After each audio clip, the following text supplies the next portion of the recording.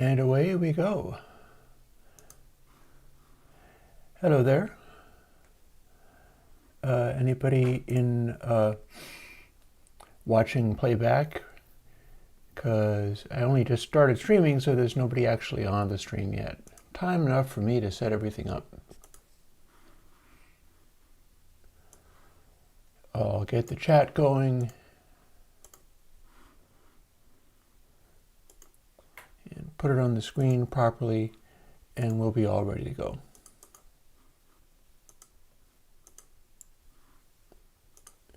Just like that there. Hey, Airwindows coding stream. I'm going to put together sort of a little background work on the filters I'm going to be making. Jazz, hey there. And share whatever thoughts I have going on, and maybe practice some of the things that I'm going to need to know about for upcoming streams, notably Wednesday. Because I'm seeing whether I can't get better at the live streaming for the DIY stuff.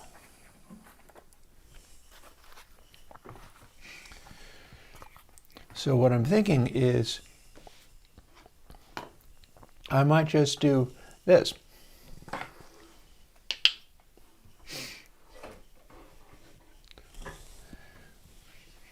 Got a little camera here, and it is actually on a handle, which you can't see, but I can deal with that.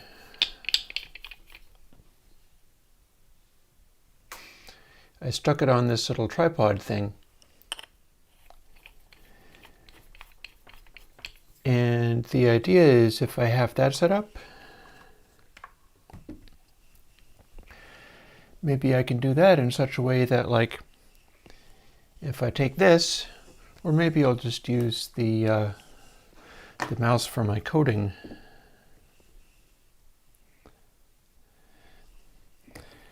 There might be a way where I can just park this somewhere where I'm doing soldering. And as long as it's not too weird and crazy, let's see, what can I even use to, let me grab one of these. I might be able to wire stuff together here with some limitations based on this Sleepy Circuits Hypno distorting everything in weird ways. That is something of a challenge. You can make it all very small, but the trick with this is I can move it around like crazy, so put that back. So if I was talking to the camera, I could talk to the camera like this, and oh hey, all of a sudden I'm getting a feedback effect out of the Hypno. Cool. Didn't expect that, but that's what we're getting.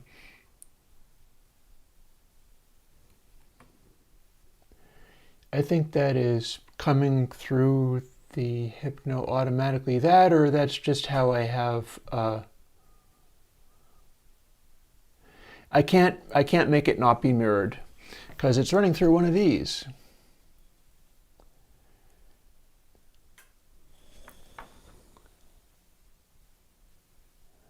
Oh, I can make it be not too bright though. That is a Sleepy Circuits Hypno. So this cam is actually not going into the video mixer. Like, I have a real camera here, and that one's behaving normally. But as you can see,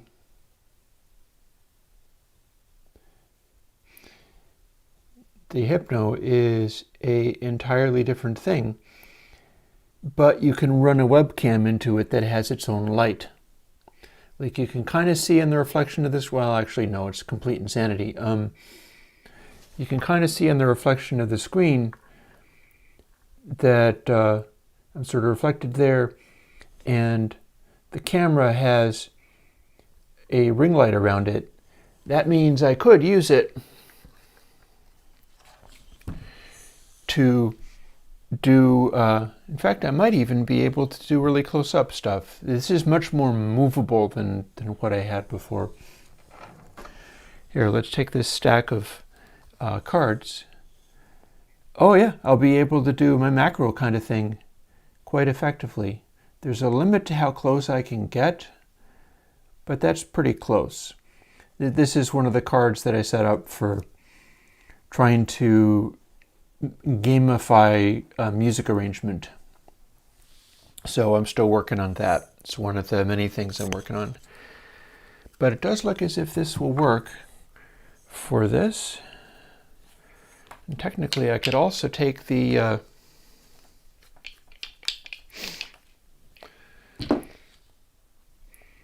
that off and just sit it somewhere.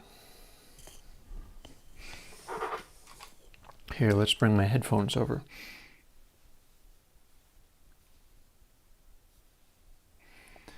And if I was soldering on these, you'd more or less be able to see what I was doing. And I can move the camera around pretty freely. It's maybe not very stable, but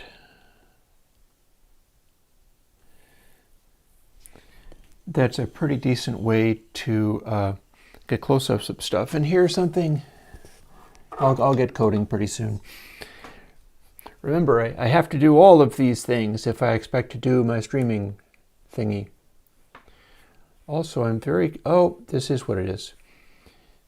We have a rotating thing, and it turns out that is nothing but setting the brightness of the ring light that's part of this camera. So I can just keep swiveling it this direction, it'll go to full brightness. And I can also turn it down or off by swiveling it the other direction. And yeah, here is something that I should be getting into next Wednesday. As you can see, I have been working on the same device I was demonstrating on Wednesdays, but I got a couple of new things going on with it. One of them is this, which is a crude power supply that I had to kind of take apart because it wasn't working. I had my electrolytic capacitor on there, and it acted like it was a dead short. I'm beginning to think that this capacitor that I bought, the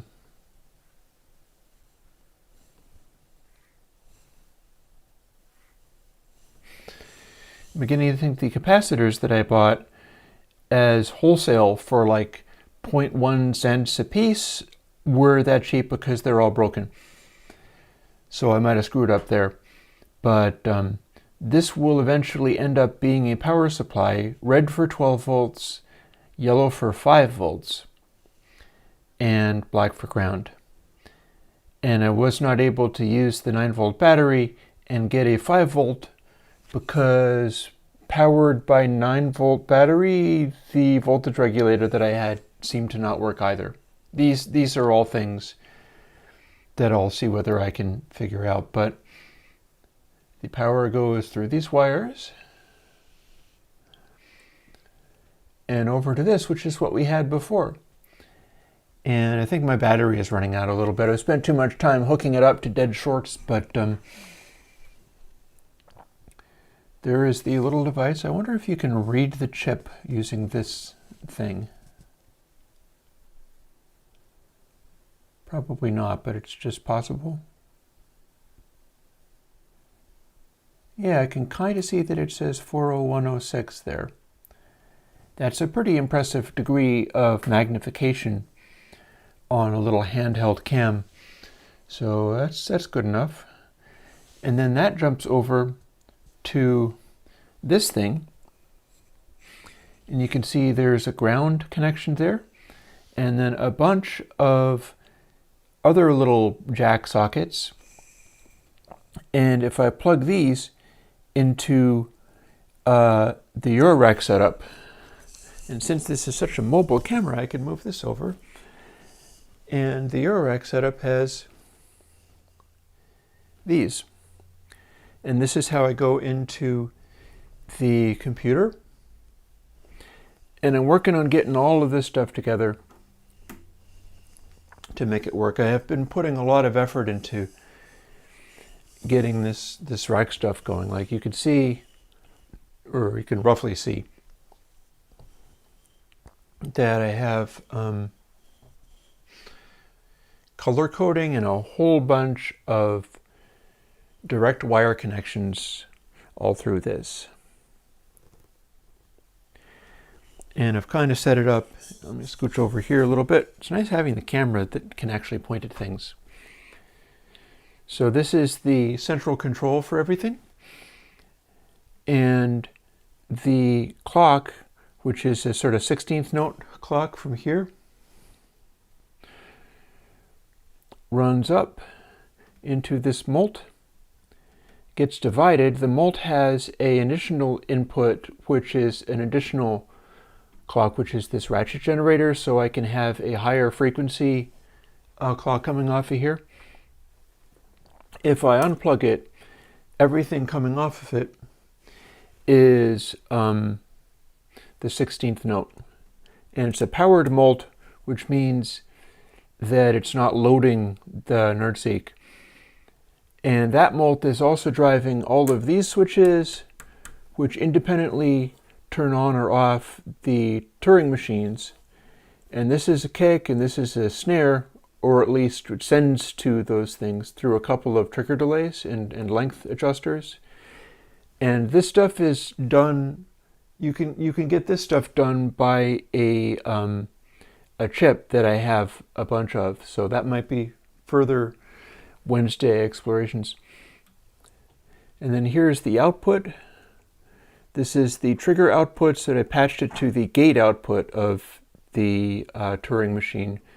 So the light stays on when there's an extended series of triggers. It makes a continuous gate signal for the entire duration. This up here is a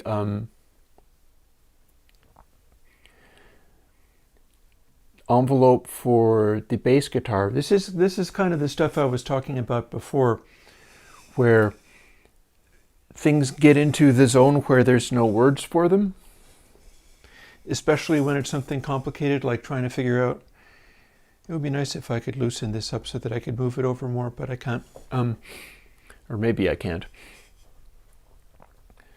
Like when I design a system like this, not all of it is in words, so there's the problem there. And I've got this other stuff color-coded.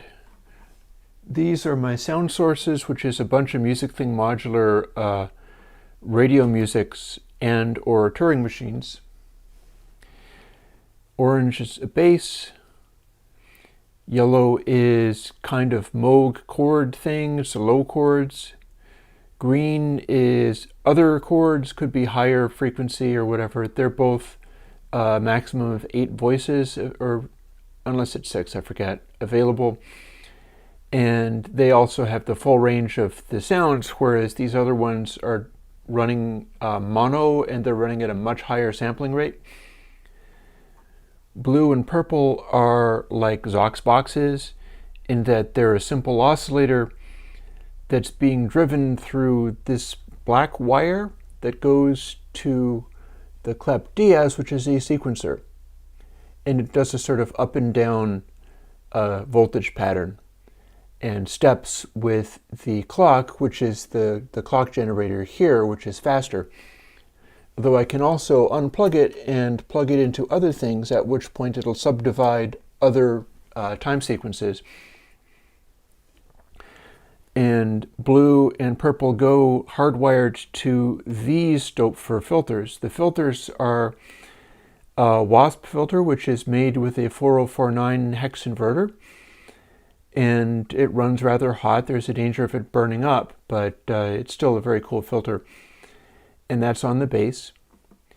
The A108 VCF8 is the Moog ladder filter design, and that's on the lower chord. The green, which is the higher chord, is just going through a VCA, and outputs of all this stuff sort of live here, except for the outputs for the Moog ladder filter is generally direct rather than running through a VCA, because what I can do is I can sweep it all the way down, have it act kind of like a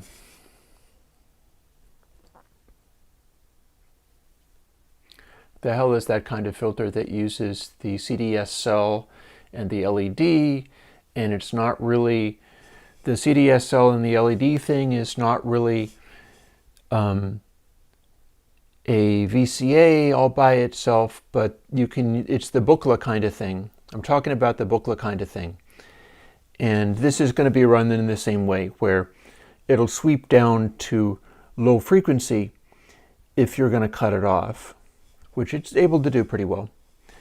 These guys have A103 VCF6 filters, and this is a 303 style filter, or Voxbox style of filter. And I have hardwired stuff all into here.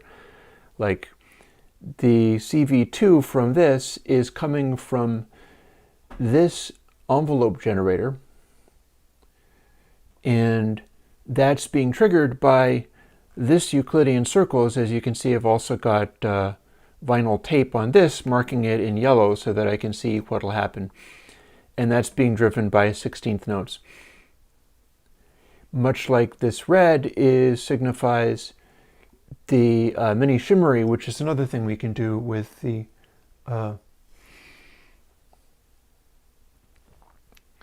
mini shimmery can be done with 40106 and XOR filters. Now, let's see. So this stuff up here, red means percussion, and kick and snare run off of these, and it's being triggered through that. This is neither kick nor snare, but it's still a percussion, and it's being triggered off of this pretty directly. There's a mixer in here, so the kick goes through a mixer so that I can drive it off of this delayed one and place the kick anywhere I want in the percussion, but I can also plug in another trigger input, and it'll simultaneously have a delayed kick that can be lengthened, and also maybe a shorter kick that's driven by something else. So it'll mix up two different time frames for where the kick is being sounded, and I've just begun to experiment with that. By the same token, this trigger for this is off of the Euclidean circles, but I also have the capacity of punching in another trigger from one of these jacks, and that can come from anywhere. It could be coming from this off trigger. These burst controls are also being driven by stuff like the input, sort of the reset there. That's probably coming off of one of the clock subdivisions. Like this subdivider that drives this also feeds through other things and goes into the burst. So I'll have this thing where it's firing the first of 4 kick drum beats, and it's doing a simple 4/4, so it'll fire the first transient in a measure. And then it's also firing that into the trigger divider, which is the 2 HP burst, BRST, and that can be set to not pass through the raw trigger, but instead only put out the delayed one. And that means I could take that and run it into this and have this hi-hat doing whatever I'm doing here, which is going to be in sync, but then also throw in a spare beat that could be placed anywhere I want, and potentially in really weird places. And then these two, and there's a certain amount of flexibility with this, like this wire stretches up to here if I want, so I could have the green oscillator firing very brief triggers off of Euclidean circles, which fires very brief triggers. all this tape is coming loose from around these. Or I could unplug it and plug it into one of these where it'll be more sustained triggers, and then that will fire the chord longer.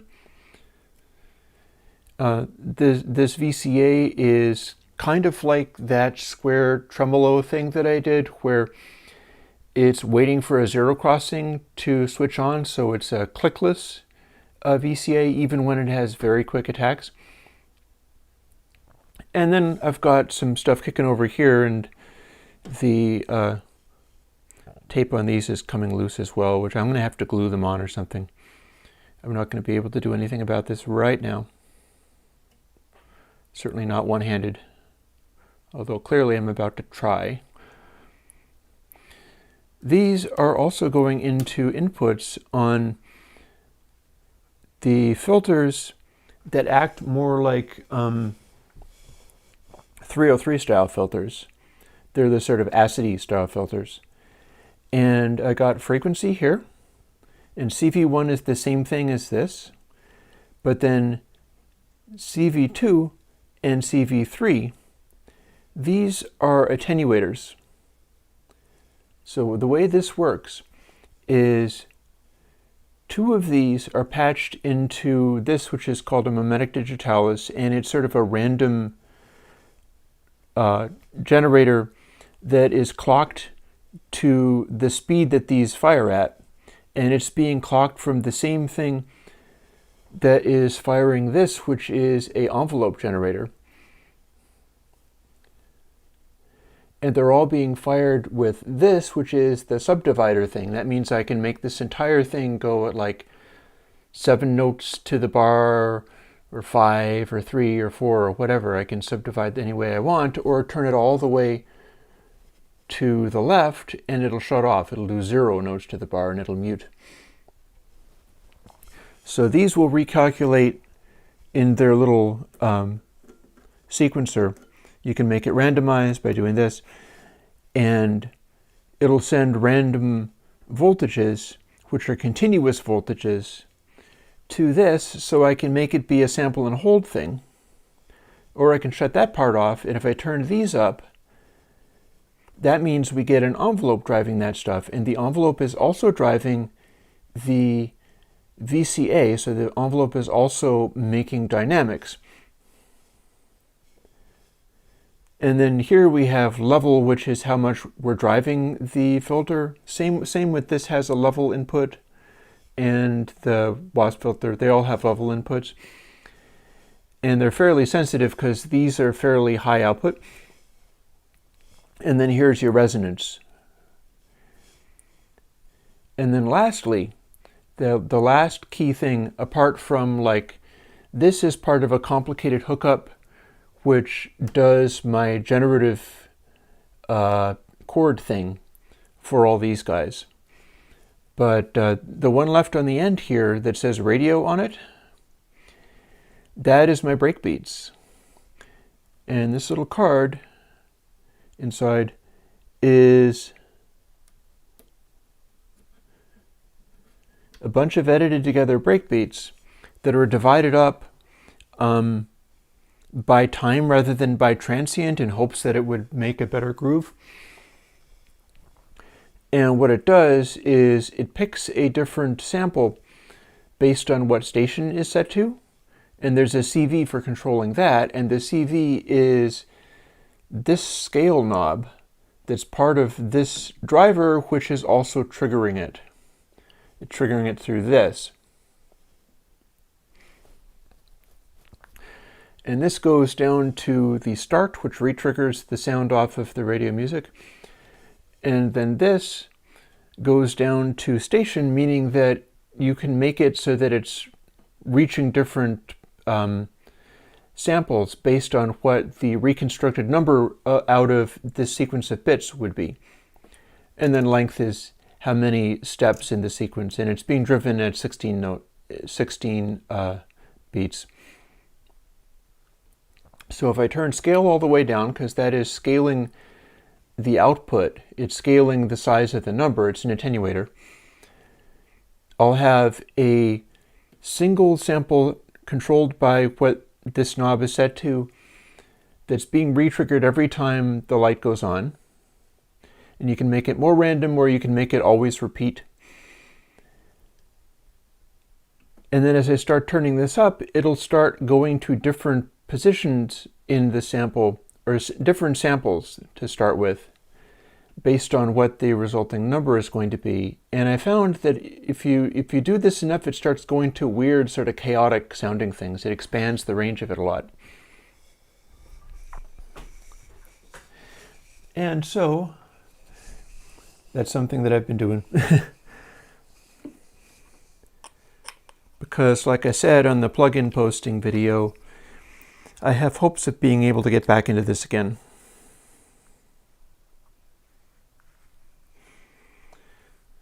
Seems like it might be nice. For now, though, let me take this goofy bright light thing. Oh, also, you can notice another thing here. See how there's a faint halo around this image? I'm trying to get some, actually, funny thing is, filters hooked up. So what you're seeing as this faint halo is in fact a optical filter on the camera. I've gone back to using a Tiffin Smoke 2 filter on this to improve the look of the video. And when I point this at the screen, you can see what it does. You can see that there is this wide halo coming in, and this sort of helps it look like it's in a real space, because it makes it look like there's smoke or fog in the room, and there really isn't. This is the same kind of thing that you'd get on a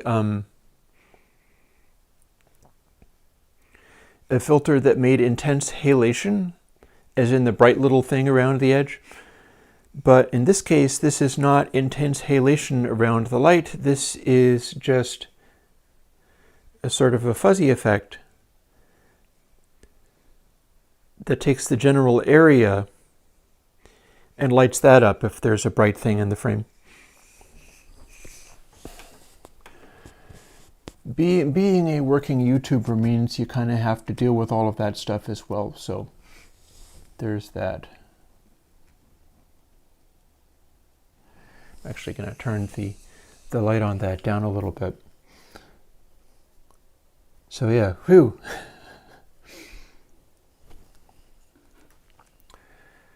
So yeah, here's where we're at, and let me make sure everything is showing properly. Juggle this a little bit, and let's jump over to the laptop so we can get into our filter coding and such concerns. I do have an additional thing that is not filter coding to show you. I just showed you the efforts I've been making to get the DIY synth stuff working properly. My hope is that having that stuff hooked up is going to help that happen a little bit more effectively. It's been a real journey. It continues to be a real journey, and I'm learning a lot. In part, I'm learning stuff like when I'm trying to work on the DIY synth stuff, and I'm grappling with a circuit, and I'm able to do something like, okay, this circuit now sounds like a comb and tissue paper, or it sounds like a French horn. And if I touch this, it sounds more like a French horn, and if I touch that, it sounds less like a French horn. There can be a lot of trying to figure out and a lot of experimenting with like what connections are being made. But that's very much the area where you lose the ability to apply words to any of it. And again, like somebody said on Wednesday, that they thought this was an interesting connection to make, which it is. It reminds me of that book, Drawing on the Right Side of the Brain, which is literally what it is. And one of the things that's been happening to me in a small way on the coding, again, we'll fire this up. In a small way, this is happening on the coding,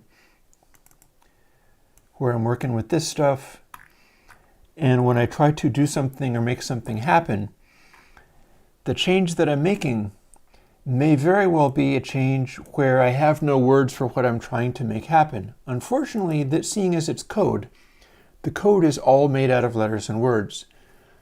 So it gets into that zone where doing the actual work brings me to a place where I can't articulate what it is I'm trying to say. But in doing anything, I always have to fall back on these words. Well, working with the electronic circuits and wiring stuff together can very easily be a scenario where I'm not even translating it into words. I'm translating into electrical connections between pieces of metal that are wired into different things. And if I'm discovering something really interesting and useful about how this stuff can be wired together, it can very easily be some kind of concept like these two inverters. The inputs have a resistance that's connecting the inputs of their inverters but not the outputs of the inverters, and this is what happens to the sound when this other one that's not patched into the audio circuit is now partly connected to it.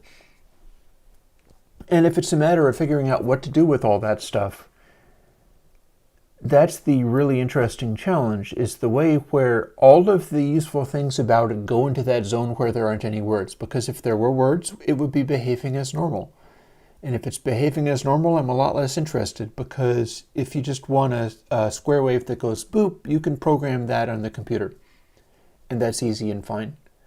If you want a thing to scream and be amazing sounding, that's getting into a wide range of stuff where there are words like chaos theory dictating what that thing is. But in order to experiment with it and make it actually do something, it's like asking somebody circuit bending a speak and spell to describe in words how he plays that as an instrument.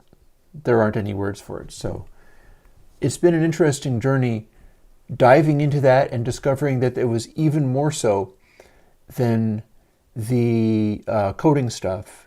And my coding stuff goes to exactly the same place. I run into exactly the same issues with it. So here, let me take a minute, grab my other mouse so that I can see what the screen is showing. I'm going to need to be able to see what my screen is doing, because otherwise I won't be able to tell whether stuff is on screen or not. I have something interesting to look at, and you will be able to hear it. And we're going to take a moment to investigate this before getting into coding a filter or fooling with the filters that I'm in the middle of coding. Because what with needing to do the VST filters for Apple Silicon, I'm going to have a really heavy workload coming up, and that's going to be an absolute bear. And I'm probably going to be grappling with it while also grappling with getting over a recent COVID vaccination, because tomorrow I get to go and do a first one of those. And I'm looking forward to it, but it might make me pretty under the weather for a bit. I don't know how that's going to work. I guess I'll have to find out. And I'm going to fall back on putting out these individual plugins, the low pass, high pass, and band pass, in my usual simple building block form. That, part of the decision for using the filter is selecting the one that you want, and that's why I've named them with the same letters starting each of them. They'll be in similar places in the plugin list. I'm going to be doing that to give myself a little breathing room where I can port the 240 plus VST plugins to the new format once I've got that sorted out and they're all compiling and building correctly. Then everybody will have signed VSTs for the new Macs and Big Sur, etc. as well. But before we do that, I'd like to show you this. This is a video that I got off of, in fact, Let me see whether I can do something with it. And I bet I know how I can do this. Let's see. Open with older QuickTime player. It still works. And with the older QuickTime player, I believe I can export a thing, and that's what I had in mind.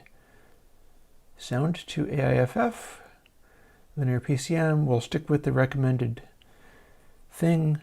I'm not sure if it's really going to give me a 24-bit output, but we'll see. And we're going to copy that.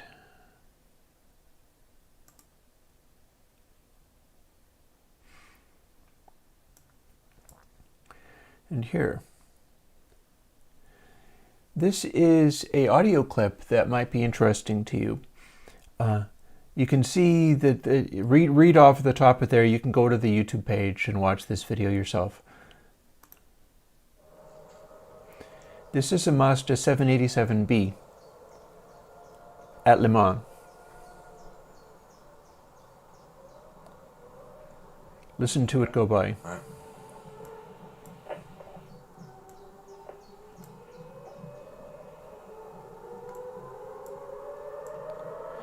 It's far away, you can see it coming.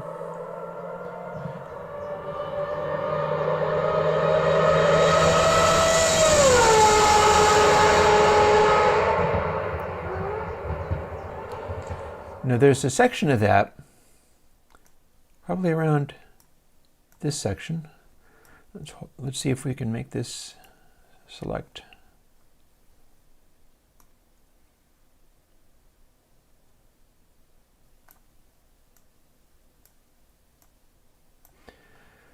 So if I tell this to play selection only and loop it,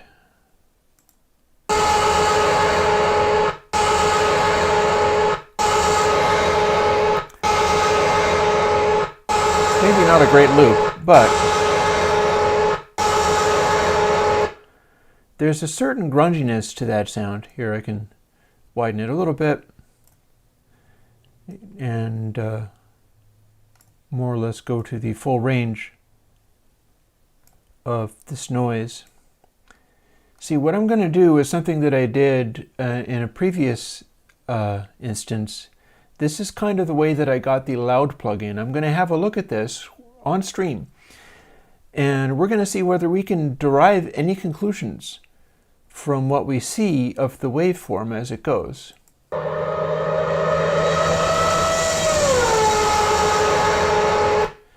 Because that is an insanely loud car. And it's going by at about 40 feet away, but then it goes farther and farther away. And so as we get to around this place in its passage, we're going to be hearing the sound of air distorting and conveying really loud noises over an extended distance. And you hear a little bit of the crackly kind of noise. I'm not sure if I have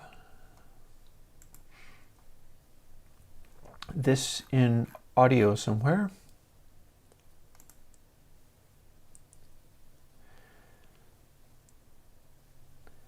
It's not going to be there. Probably I need to look for a Airwindows folder. Possibly in Documents. It's Airwindows logs.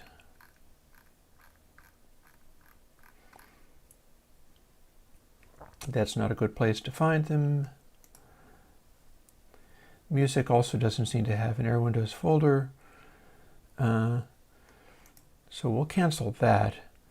But somewhere, apparently not within my reach, I apparently can't get this for you right now. I had a recording of a space shuttle launch because I was asked to synchronize two stereo recordings and make them into a quad recording by actually Bob Katz, the noted mastering engineer, because he didn't have that particular thing and he thought some of my code might do it. This was a long time ago. This is actually just, I'm still exploring. It's like, okay, can I find what I was talking about? It existed somewhere. Oh, look, there's an audio folder. That doesn't contain a spaceship development. Let's see, Airwindows development. Maybe it's here. Here's stuff that I have tried to learn from. That's the old audio that I used to use. Somebody gave me permission to use stuff years and years and years ago, before Patreon. Tester files. Yeah, this is music. Generally nothing. Some of this is actually the old Slate raw music that he used before he stopped doing comparisons. I don't think I'm fine. Yeah, Orban 8600. See, that's an Orban Optimod recording of some kind with various settings. We've got stuff like white noise and brown noise.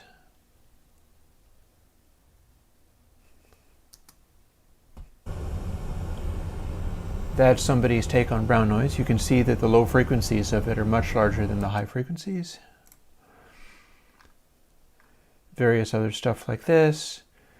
Some of this is stuff I've used for years, where it's just little clips off of CDs of a wide variety of different CDs.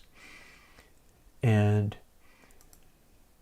here's that, and this is a little clip, I think, of that translated to 96K. I am, however, not finding the there's a thing which is ABX tests from long ago. Backup components is old audio units of various kinds. Sounds of Percussion reverbs for me to listen to. Here's an interesting one, which is somebody's examples of music in an anechoic chamber.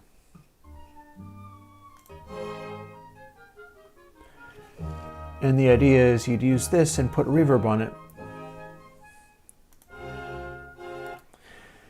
Apparently the orchestra had a terrible time with this. Like, they could play,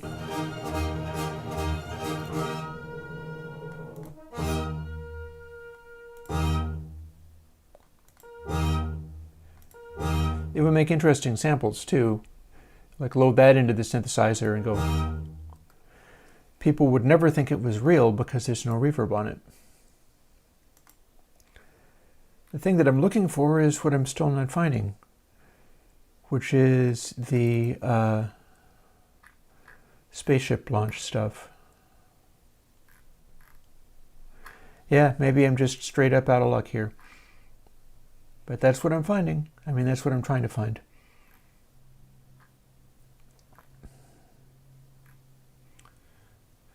Unless I'm like not able to read. I'm just missing it somehow. Examples of commercial effects of various kinds. Like, here's apparently a Boss CE1. That's not me playing it. And then that's it with the chorus.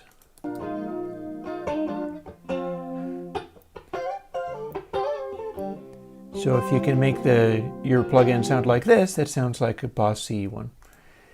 I have found that I only get results out of this stuff when I have the device to fool with. For some reason, only that works for me. This, I think, is stuff that I did try to make, which is me playing bass. And it's a Sansamp Bass RBI. My trouble with that, I actually made a plugin based on this. It is, I think, Bass Drive. Unfortunately, I did not end up liking the sound of the Sansamp Bass RBI, so I made the plugin and then it discouraged me from doing music for a long time. I'm going to give up on trying to find the Space Shuttle launch recording. It's cool though, because if you could look at the Space Shuttle launch recording, what you'd see is these really interesting shapes in something that you would think would be just low frequency rumbles. It like stacks up on itself in interesting spikes in the shapes. And I'm not going to be able to show it to you because I can't find it. somewhere in my files is that. But my thinking is maybe this you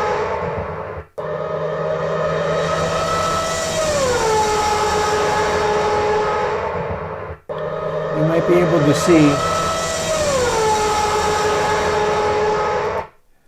something interesting in the tail end of that as it starts to fade away.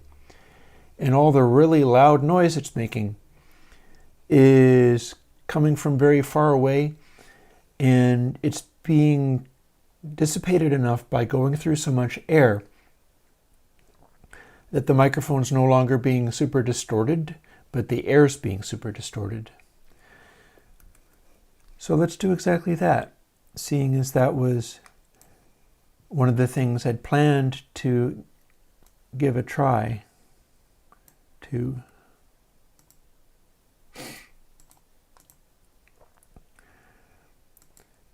Another one of the things I've been thinking about is the way that I'm doing all of these live streams and things. It occurred to me that the way that I do the plugin posting is not unlike the way that I do the live streams.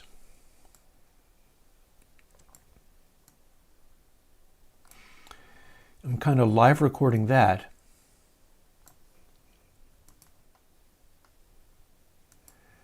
I noticed this because when I did my recording for Infinity 2, which hopefully people will enjoy. I haven't had lots of complaints, so it's probably working okay for people. That's one of the downsides with being in the internet's business is, and this is something I feel Slate mastered very early on, but it's a dark pattern. If you can generate complaints and internet fights over your stuff and then handle them a particular way, all of your threads will get bounced forever and people will be constantly talking about you because there's people fighting about you. And that's a dark pattern for getting popular and gaining attention. And I'm kind of pursuing an anti-thing there. By the way, hello everybody who showed up. The anti-pattern that I'm pursuing is that a lot of my stuff is running at a much more sedate pace. I've run into people who are like, this is unacceptable. I can't use any of your plugins because even if they're free, the plugin postings that you do are like 20 minutes long and it takes 15 minutes before you even play the plugin. You're just sitting there talking the entire time, and I put it on double speed and it doesn't help. And there's a whole concept around, is that how you should be spending your life? Should you be spending your life with everything on double speed, trying to get results as fast as you humanly can in order to maximize this and that and the other thing? To some extent, that kind of stuff will affect the things that you do. So a lot of the stuff that I do with, I don't know, audio, music making, the way that I'm pursuing all these different things and studying things, like I'm going to be trying to study this audio clip while you watch. But you'll note that I'm not doing it very quickly. What I'm going to do is take a bit of sound or this bit of sound.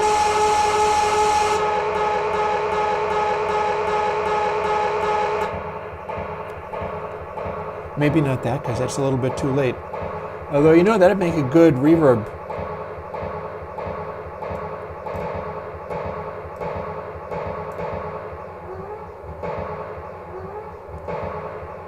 That question noise, maybe not so much.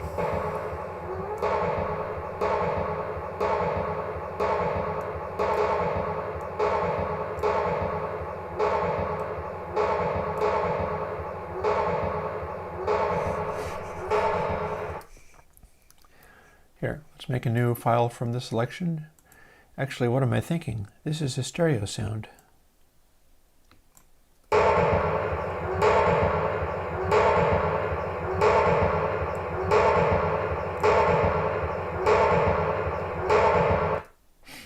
that's almost non-tonal enough that we could use that as a reverb impulse. Let's try.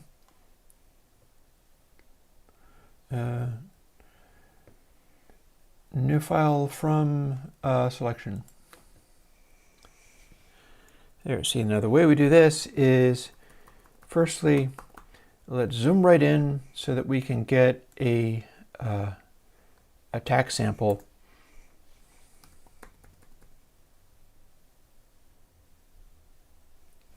We'll call that our attack sample. And then we need to select everything and we'll do a fade out. Or maybe just a fade out on the end bit. Because there's a noise in there that we want to avoid. Because it'll be a funny artifact. Fade out is here. Now we have a noise that acts like a reverb impulse.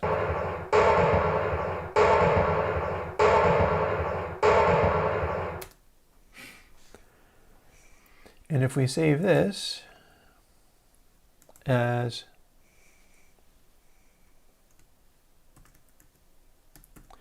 Mazda verb,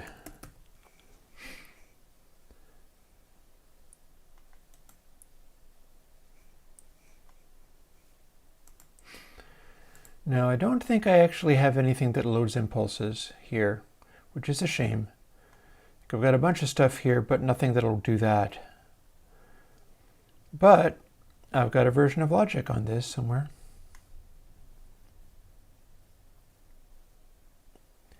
Yeah, I don't see anything that'll work for that. There's some old stuff like this I don't think runs on new machines, but I don't have a reverb here.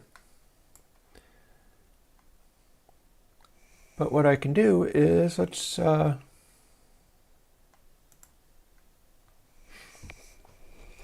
I should probably quit some of this other stuff, but we'll see whether the machine falls over and dies. This being my antique program.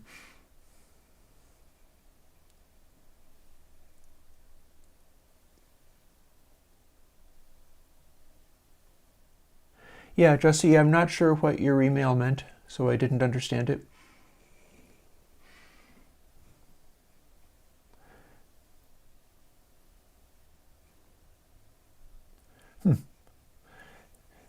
This old version actually does them sort of one at a time, I guess. Look at that.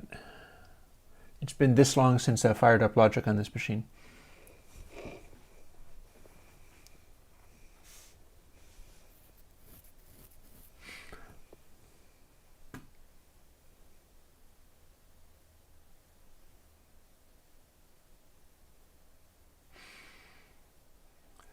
Well, that's true. Remember, this is the old folks' home.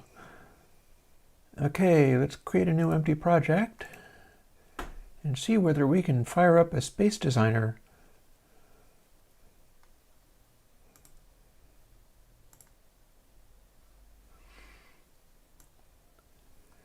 Load up a track like, I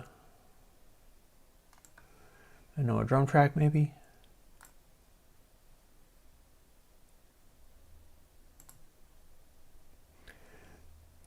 Might have been a mistake letting it convert to 96K because the thing can run just fine, but this may be a little much for this little old computer.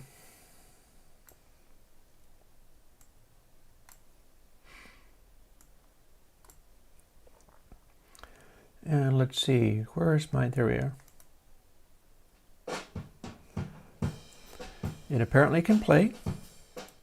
And now let's open up Space Designer.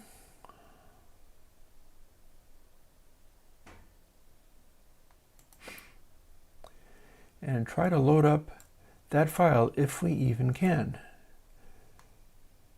I'm not sure if we can, because I'm not sure this old version of Space Designer can open up AIFF files.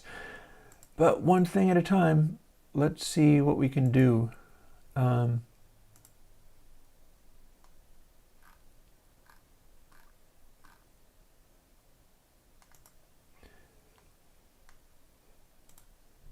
Hello, looks like we can. And now that we've got this open,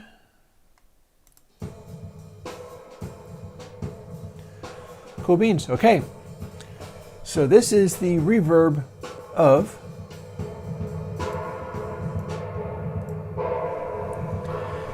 this is what that car sounds like as a reverb.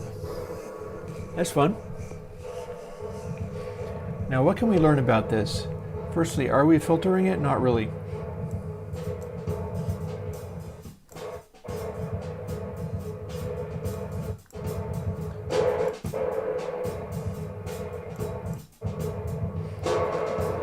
We're doing no filtering. We're doing nothing fancy about that. We're using our original sample rate. Although we can slow it right down too.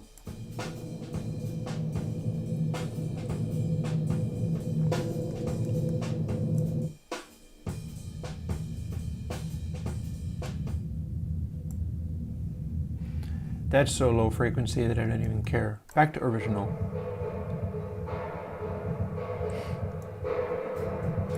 So what can we learn about this? One of the things we can learn about this is, boy, that sounds far away. And that's because our original sound was a race car screaming along. And this is the point where it's breaking down into just sort of noise background. But the waveform we're using sounds real far away because that's what this audio sounds like.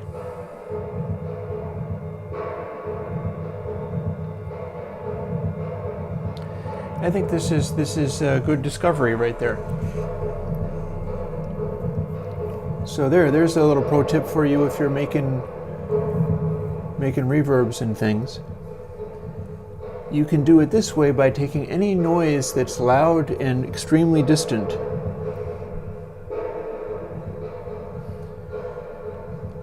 Just for fun, let's turn a filter on. Wow, that made a weird thump.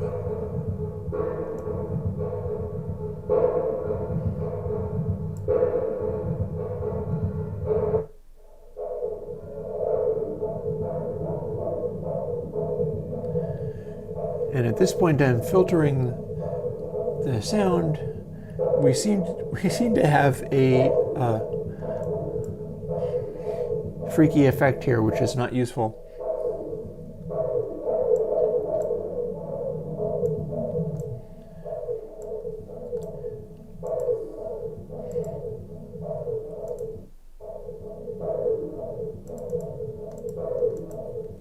Can we adjust this at all? Or is it just being a jerk and not letting us adjust a thing?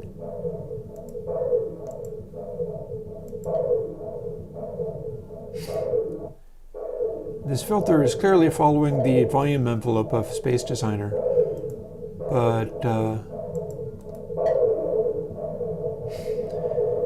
I can't make it stop doing this, nor can I change the decay time or anything, because it's just not responding to any of my clicks. Oh, I lied. It totally is.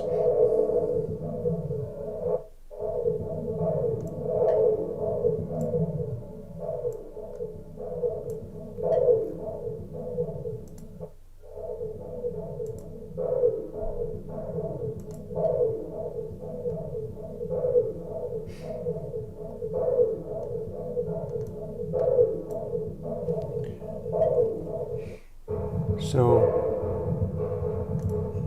filter unhelpful.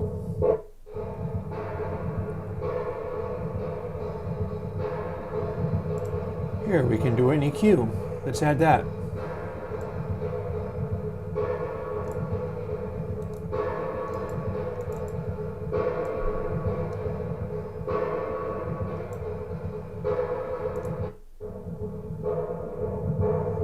Oh, there's the filter envelope.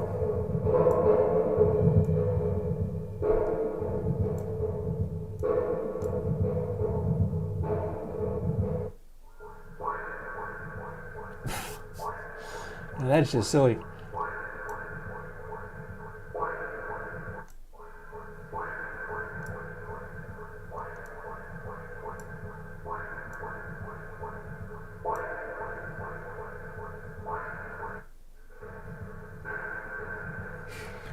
So what I was trying to do there is find out if I resonate this heavily, does the resonance also sound like it's really far away? Because what's going on with that is that we have this very distant sounding audio, and in equalizing it, we may be adding a sound effect in there that's going to take on the characteristics of the underlying noise. That's what I'm experimenting with right there, is throwing on this resonant filter and going, does the resonant filter now sound like the resonance is just as far away as the original sound was? And I would have to say the answer is it kind of is. It kind of does sound like it's... We'll tell it to slope off a little bit.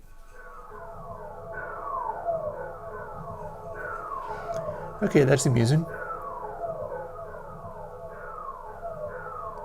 We got our spaceship sound going on.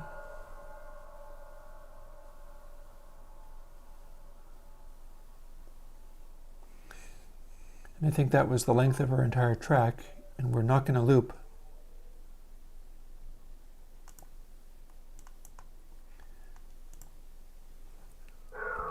We'll start again from the beginning.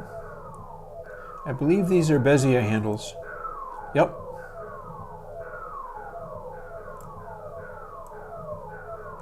Strangely, they're not letting me move very far.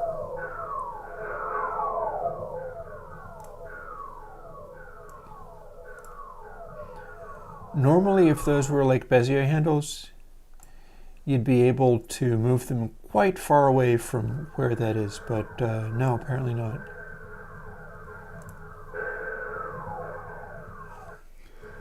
But what a Bezier curve does is it takes points along it, and then you have these handles, and as you can see, the handles are manipulating the shape of that curve. Like if it's a long handle, then it's a very stable curvature. Short handle means as it approaches the handle, it curves more sharply. And there's a mathematical way of making that that curve shape.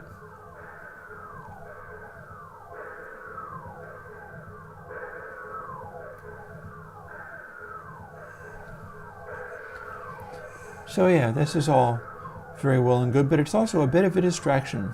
That's not really... No, that's just silly. Stop doing that.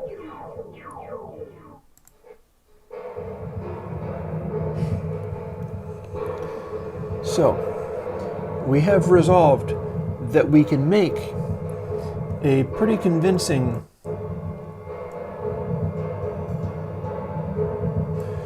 really distant sounding drum sound by using what I'm calling Mazda verb, which is just a clip of this car racing away as fast as it can.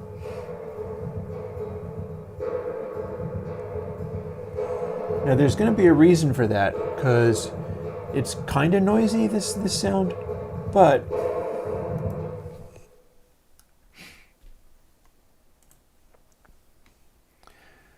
there's a limit to the usefulness of that. So one thing we could do is go and look at exactly that noise that we just made.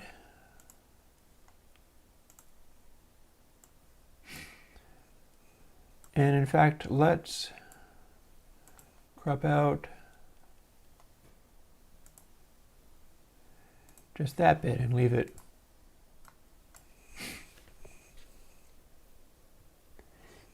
I could upload this somewhere if you want, but I did just point you to the YouTube video so you can make one yourself. Let's normalize this, and let's have a look at what we've got.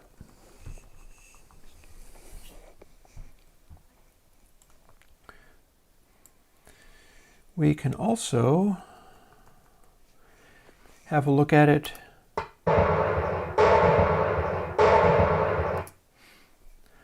You can plainly hear the sort of thump in there, which is causing unusual effects to the reverb. We can look at this in span. So it's hovering around these frequencies. And you can see it's not a lot of highs in there.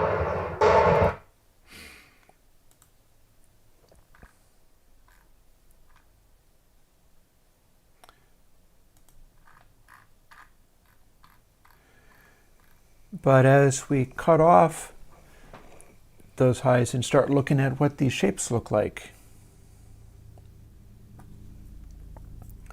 Hey everybody.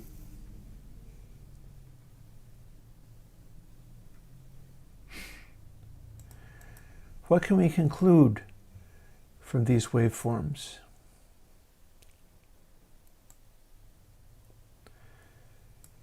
See, these are the really loud ones.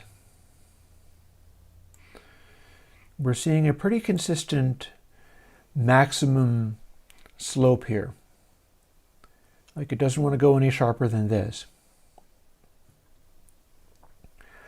There's a funny sort of chaos looking thing going on here where our vibrations are tending to be in a roughly chaotic sort of pattern.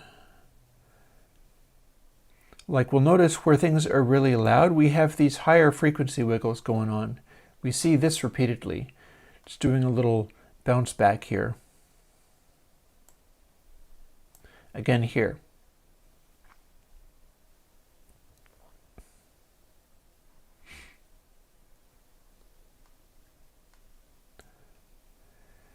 And as we continue onwards, it starts to flatten out. We have less of this little bounce back on the tip there. And we're still seeing these sort of wiggles in the middle. We're seeing those vibrations here, but they don't happen at the maximum extent of the air compression. And it's probably going to be one-sided. This is probably not going to be the same behavior on either end. Like, see what I'm talking about? We have these striking vibrations here, but we never see that on the ends of these frequency extremes. It's about the same duration, but the louder we get, the more compressed or stretched the air is, the less we see these higher frequency periods showing up, or things like this point is less likely to exist as the sound dissipates in the air. In fact, I'm looking at the wrong one, I think. Let's go back and look at this one. And let's do the same thing of grab a whole wider range and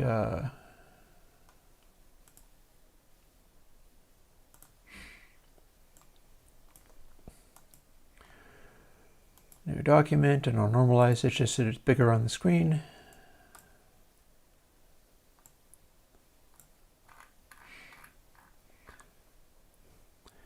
And now let's have a look at what we see in here. This red line here shows me where my image is.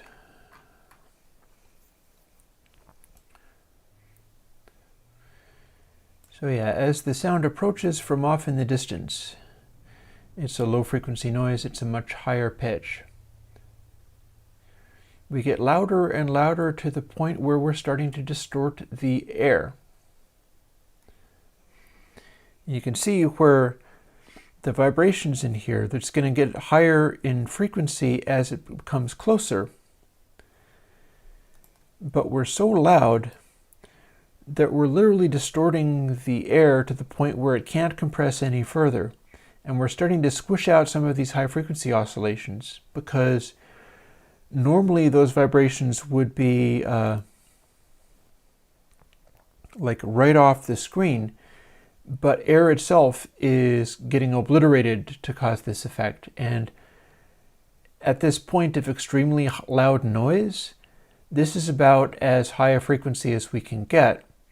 At 44.1K, that's 1, 2, 3, 4 samples. So the car is making a very high frequency noise.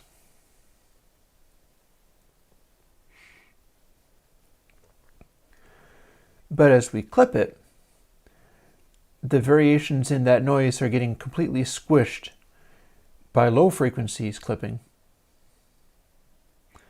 And then as we continue to go onwards, as we get into the zone where it's dissipating, we're not going to see as much of this high frequency stuff. That's also partly Doppler shift.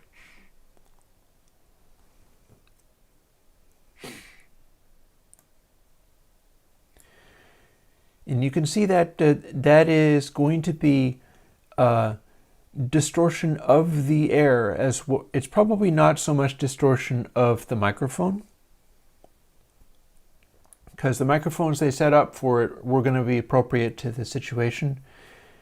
And especially if you're like 20, 40 feet away, it's going to be possible for a microphone to handle that, but the air can't. And this is what we see. That's what it looks like distorting air.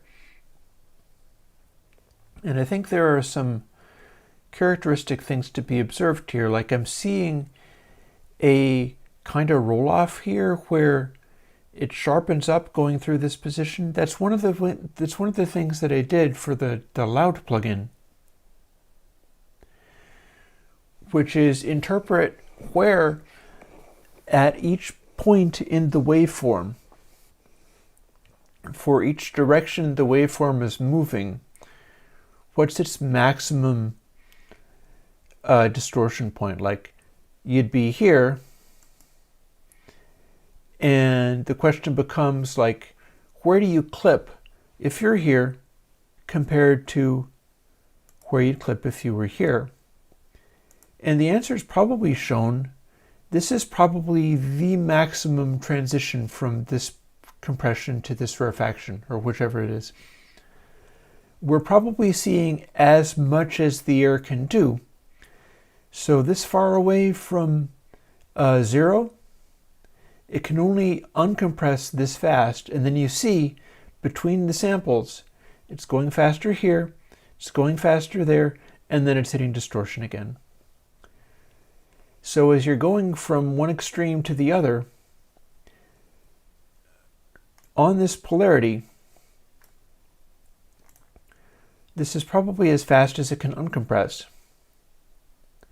And then over to here, and you'll notice that it is similar on the other extreme. Like this is a smaller gradation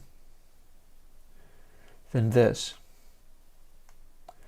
So we've got a certain amount of nonlinearity in there.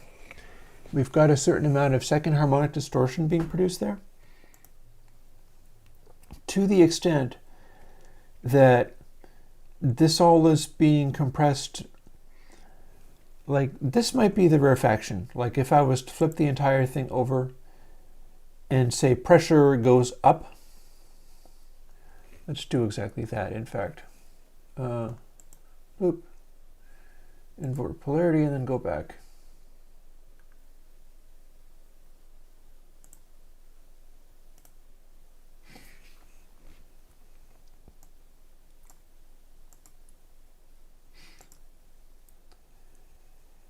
If it's like that, what we'll see is that this, and I'm not entirely sure of this, but here, let's scooch over to where the sound is the loudest. I'm going to try to interpret the asymmetry of it, and we can see that at this loudest point, that is sure as heck asymmetrical. My question becomes, which of these is compression and which of these is rarefaction? And I'm wondering whether maybe I've flipped it in error and it should be unflipped again. Undo.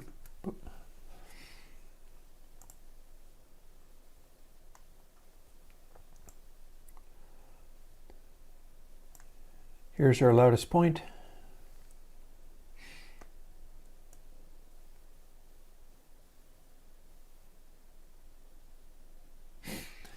and that's as loud as air can get. And that's what we get, is our higher frequency stuff can only happen in the middle of places where the low frequencies are just distorting the air completely. At this point, the high frequencies are crushed into the smallest possible dynamic range. I was thinking that I was going to be seeing a big distinction between one side being compressed to the point where it can't be compressed anymore, and the rarefactions having more or less infinite range. I'm not exactly sure how the nonlinearities of air work. I just know that that's what I'm looking at here. Like the differences between these types of waveforms and the way in which, if we're not distorting low frequencies or combination frequencies so hard, that's when we get these wild high frequency variations, is when there's nothing else happening, and it can kind of peek through at a moment when the rest of the air isn't doing anything so unusual. But you get past here, we're going to assume that this wiggle here is probably about as loud as this if it was being expressed without total air distortion. And this is one of those moments when we're very close to the car. So at this stage, this is like 40 foot away. But we're not getting what happens to these wavefronts, like the edges of these seeming square waves or near square waves. And it's definitely worth figuring out what kind of distortion this is that allows it, because you'll notice this is not anything like a flat top. This is very much something else. The whole shape is being altered to produce these waveforms. It's like this is a kind of soft clip. And as such, we always see some of this variation in here. It's possible that doing sort of tilty cues on different levels of distortion would produce this effect. Because here's the thing, like we're looking at it and we listen to it. If we can interpret what the noise is, this high frequency screaming engine noise, and then make an algorithm that causes this kind of output to be produced on the outer end, we'll be replicating the sound of distorting air. And we can plainly see that no matter how loud the car gets and how distorted the air becomes, it can't ever get to a literal hard clip. But it's being crunched real hard all the same. Like, it's almost like this is a limiting algorithm, which is consistent with how air works with extremely loud sounds. Like if you're listening to live drums or something like that, it's going to act a little bit more like a limiter rather than listening to a raw clipper. So what we're seeing here, this is interesting because we can assume that the sound is made up of, we know what this sound is. This sound is an engine. There's a certain amount of wind noise, but most of the loudness of the sound is an engine. That's an oscillator. We're looking at the frequency that it generates, and there's a bunch of different, and I've checked top fuel tractor pulls, which is even better because the tractor pulls aren't moving very fast. So you're only getting the engine. That I literally got the loud plugin out of essentially top fuel and jet engine tractor pulls for that reason. They really distort the air, and there's no wind noise going along with it as a whole. So yeah, we're looking at this. We know that the sound is made out of these frequencies, but they're being turned into this. We have a pretty consistent shape and a pretty consistent level, a minimum level to which the high frequency stuff can be reduced. No matter how loud we get, we don't seem to be able to compress it any farther than this. And that's what we see. The whole thing is being reshaped to where the low frequency stuff really turns into a square wave, but the high frequency stuff goes to about this volume level and stays there. And that's another clue as to ways of making that sound. But as we keep going,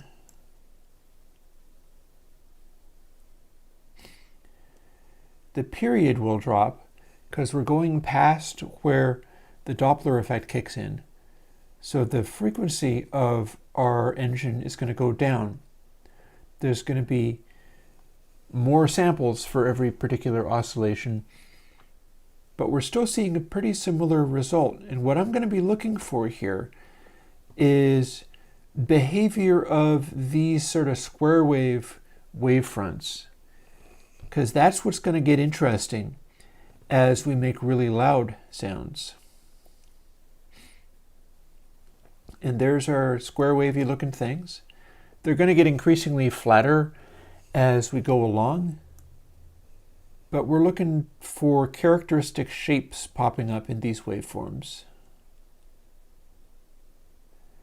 And we've got, see, this is now the new frequency that the engine is at. And we can see it mirrored here. And we can see that in the quiet moments, it comes through and is basically this shaped. And we're still looking for the square wavy kind of shapes, places where it's making a sharp wavefront. And what kinds of departures do we get? Here's a good example. So as we go along, what we're seeing is if we took the high frequency waveform and reshaped it like this, this waveform can't actually end up being a perfectly straight thing from one peak to the next. It has to be smoothed out. It's moving fastest through the central area. And if we can assume that this is about the same in either direction, which is not necessarily so, like part of it is going to be, again, part of this is compression, part of this is rarefaction, so they're not going to be exactly the same, and that's significant. But I am noticing that as we exit this area, these are more closely spaced together. Then it's a slightly larger space, then it's about the same. I feel like this spacing is a little larger than this one. Like we have different soft clip for the compression and rarefaction. And it also seems to be giving up on the low frequency stuff quicker here. So it becomes a question of like, oh, that was an interesting shape. We've got these funny points going on here. The question becomes, as we go farther away, are we going to see anything interesting in terms of additional shaping of these sounds as the sound gets transmitted through air? For instance, if the overall sound tends to take a form, I wonder if I can scooch this to the side. That'd be a big no. Okay, so we're looking back at this again. See how these are basically vertical? I'm wondering whether it's going to end up having everything be kind of tilted in a particular way, where the vertical waves that are the undistorted path between DC pressure, or low frequency pressure, will turn and distort in a characteristic way. So we're in our low frequency zone again, and we're moving on towards where the sound is getting fainter.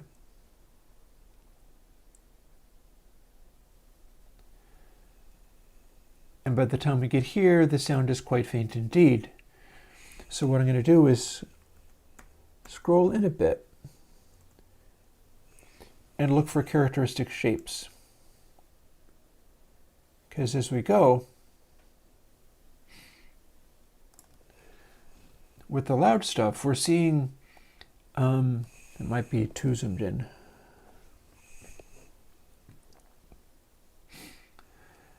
we're seeing fairly predictable angles here. And then the farther away we get, the basic sounds are still as loud. So it's almost like we're trying to be a little bit of a neural network and identify patterns in this, which is basically just high frequency oscillators turning into reverb in air and dissipating away. This is the stuff that we clipped out and made into a reverb that sounded really distant. So if we have any characteristic shapes, and I'm noticing some things, like you can't really see where that one is, but this is going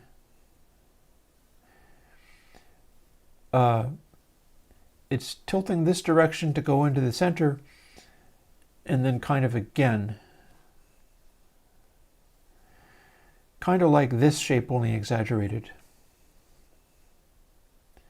And again with this guy over here, which I don't know if I can get one that's on screen in a way that you can see. There, that ought to do. I'm seeing this shape repeatedly. I'm seeing it uncompressing fast, slowing down a little bit, and then kind of sloping up to here. And this is spiking in slightly different ways than this. I'm getting more peaks up here, and this seems to be more squished and higher in frequency. Like this doesn't look the same shape as this.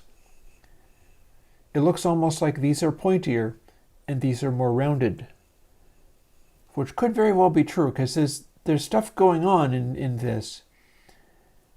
And if I was able to analyze it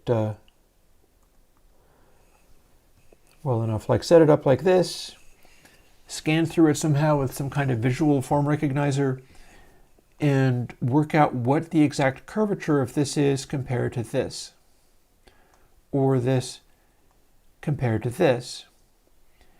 And in all cases, it is not really, there's a certain pointiness on that.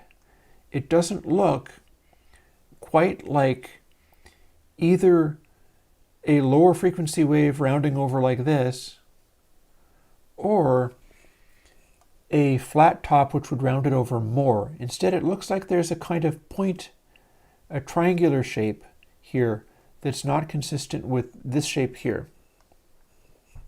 This is more rounded off. This is more rounded off.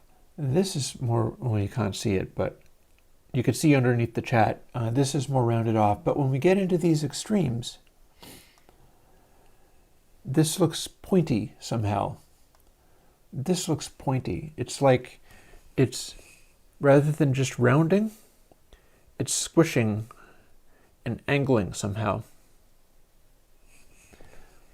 And the question becomes, can you do that with an algorithm?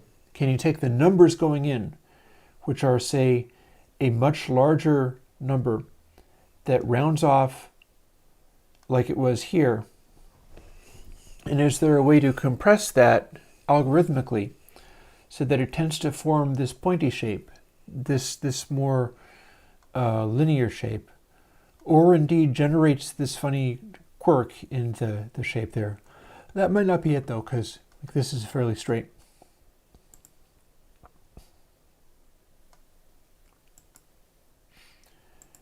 And we keep on seeing these funny irregularities, like it's squishing over a little bit here, and then there's that pointy shape again,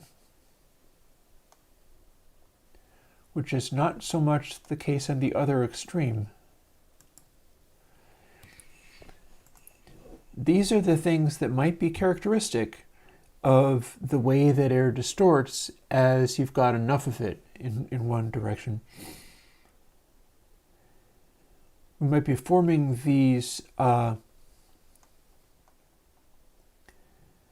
shapes in the algorithm that are not just plain overlaid, well, it's not going to be sines, but the frequencies of the engine are just adding up to form a composite frequency. Instead, we're getting wave shaping going on. And again, as we keep getting farther and farther away, we're starting to see these cones, we're starting to see these pyramids going on.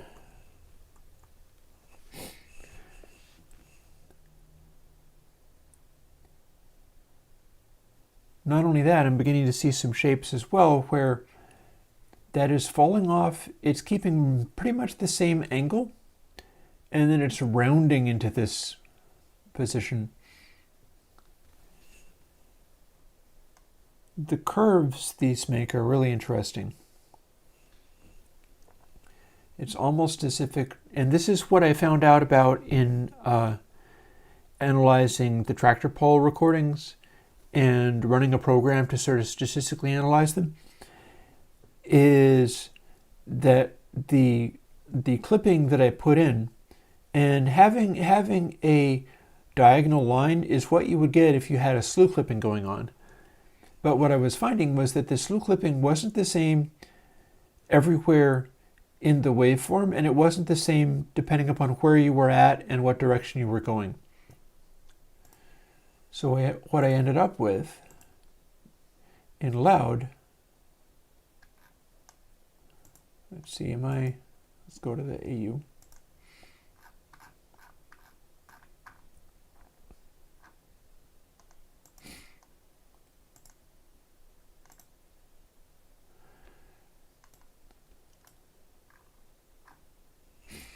Loud was this.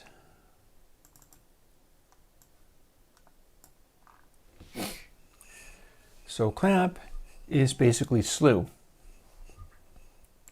And it depended upon whether it was positive or negative slew. And then I started affecting it based on what direction we were going and where we were in the waveform.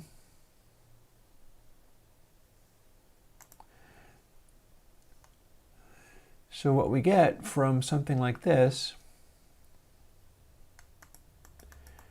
and again we can continue to look at it,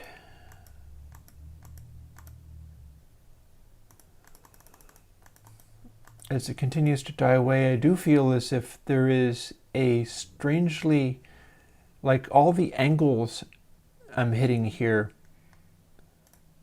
seem very similar.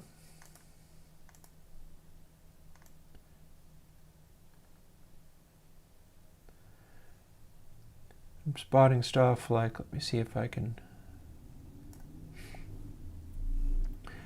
We've got stuff here where the composite sound is making this very pyramidal shape.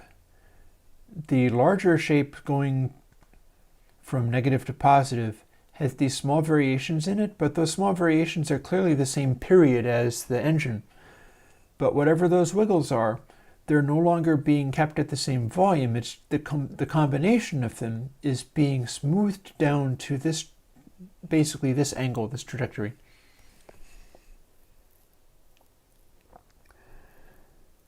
Divinity, with a bit of luck, I will have one of those arriving tomorrow.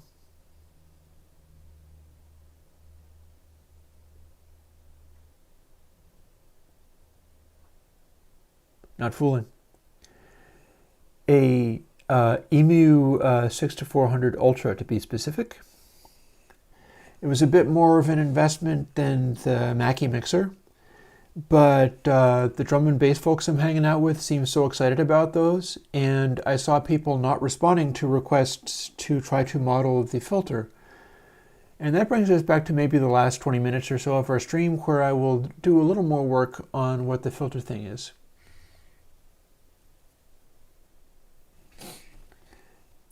Meanwhile, with regard to this,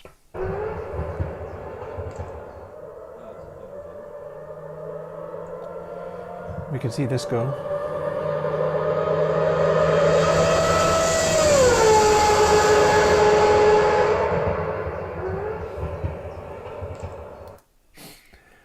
If we took this and put Airwindows Loud onto it,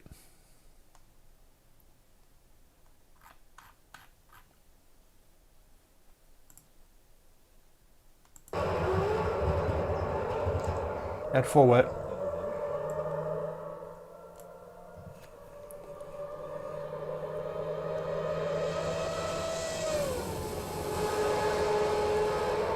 we can clearly distort the hell out of it. And if we did that, it would look like this.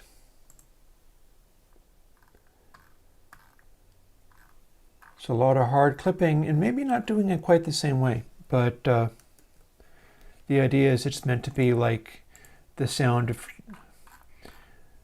completely obliterating and distorting air.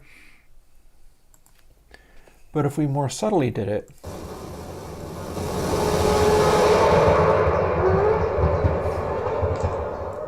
like maybe we don't want boost in there, but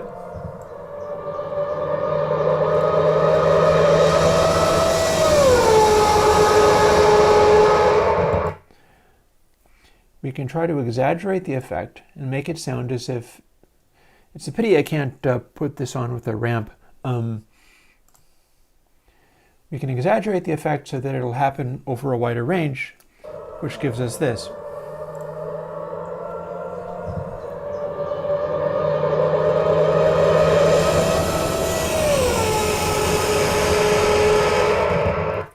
And there's a real interesting thing going on here, which is I got some super hard clipping going on in the middle of some of these. I don't think this is really that characteristic of how air distorts, but it's what that algorithm was doing.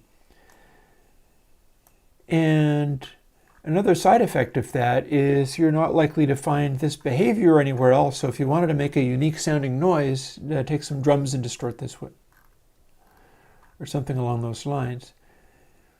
That is clipping it super hard, and clearly I could do with coding allowed to and having it not do this any longer. But as we go farther away to where it's no longer doing that hard clip behavior,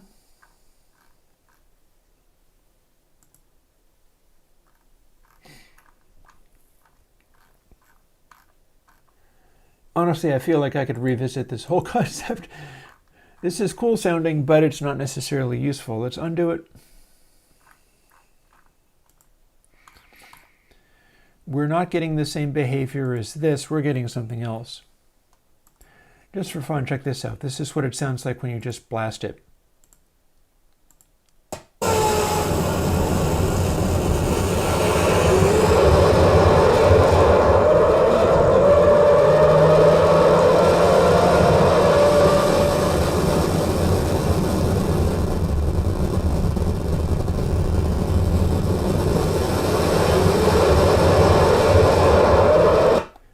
Let's apply that and look at what the waveform did.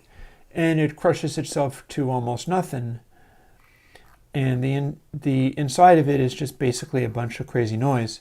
But interestingly, notice that the twisted wave is, those shapes, those are not actually part of the waveform. That is the reconstruction. That is Gibb effect. Twisted wave is capable of showing Gibb effect. What we've got here is a string of samples, and the dots are the samples. But then as you smush them in, the reconstruction of the waveform will do this. So this is the kind of stuff we're also going to try to annoy. If I was to distort things using AD clip, we would see something different. In fact, that might be a fun thing to try. But first, this is our previous idea of the best way to do an insanely loud sound. So yeah, clearly we're not really there. But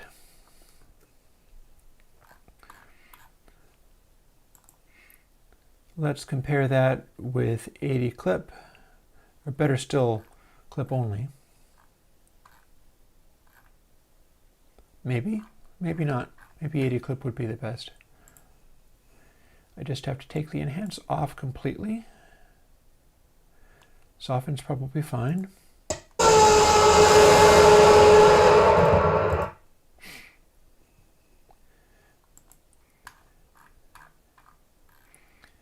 And the way 80 clip works is it's producing less of those spikes, not none of them, but because as you go past the range, it's going to interpolate into the corner here. Like, see how these flat tops are working? This is how AD Clip handles entering into a distorted period. Rather than going all the way to the clipped point and producing that little spike on the end of it, it is interpolating the first clipped sample between the previous unclipped sample and the clip position. And so we're rounding it off, and so we're not getting that overshoot. We're getting a little bit of on the exit of some of these, though. Like this one was such a big feature that it was producing a certain amount of that. But on the whole, it's designed to minimize this stuff. Whereas if we took the same thing and I'm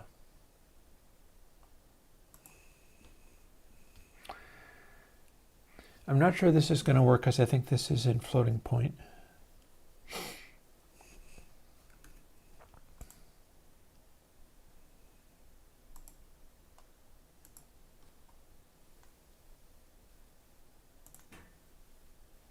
That should work.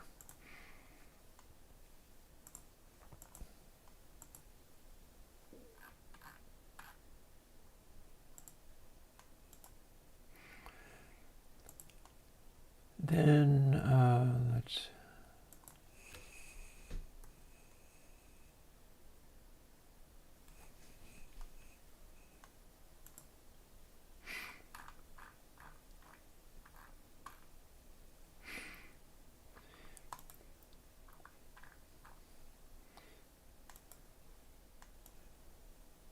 so if we do this, oh yeah, there we go. See, this is what flat topping of square waves is normally going to do. You can see where the positions of the waves are. But you can see that padding at 1 dB is not remotely enough to make it behave. So let's pad it more.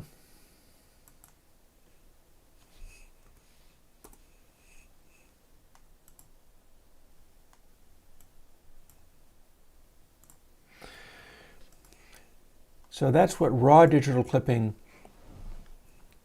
gets you, is these really strong overshoots wherever the waveform is so strong that it's bouncing. But like you can see where the position of the sample points are. And you can see where the reconstructed waveform would have to go. And you can see how freaking far that is beyond what the reconstruct. This is why you can't just clip in this way in digital, because you're creating an enormous mess. Let's see if we can get something. We've got something that's almost hotter than 3 dB beyond the clip point. This will also hurt your digital to analog converters, all that kind of stuff. This is what they call Gibb effect. And it's like this incredibly nasty high frequency ringing that's right around where the sampling theorem cuts off. And it's trying to reconstruct a sound that doesn't exist in nature. And it's the difference that, like, this is what you think you get. Zoom out far enough so that it's not drawing that part. And then one little step, this is what you really got. This is one of the reasons why digital can be nasty. Get this kind of nonsense.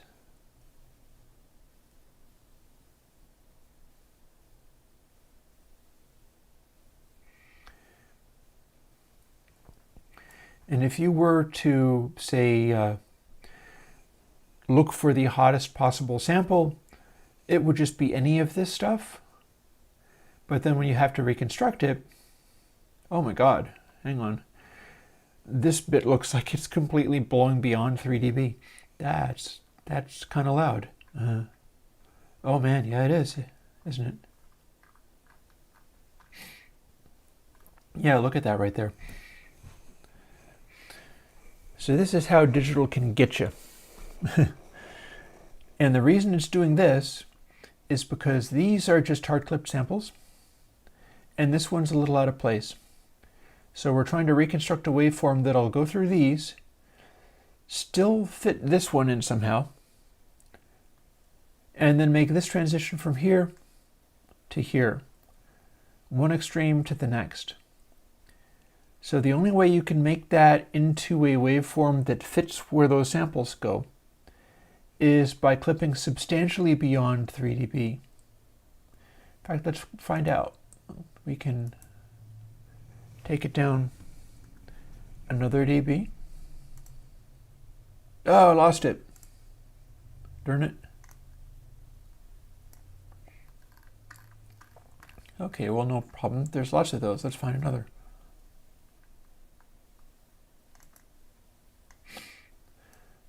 We probably don't have peaks beyond 4 dB, but maybe we do. It's going to be more over here.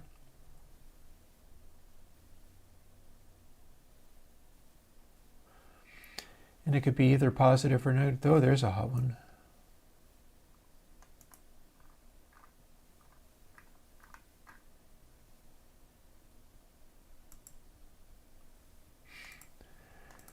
Yeah, that's probably just beyond.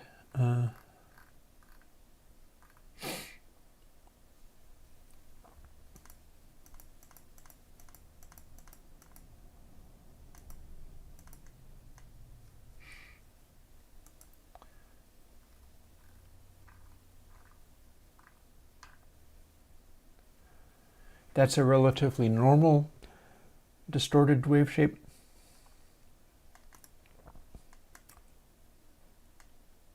That's a big low frequency boost there.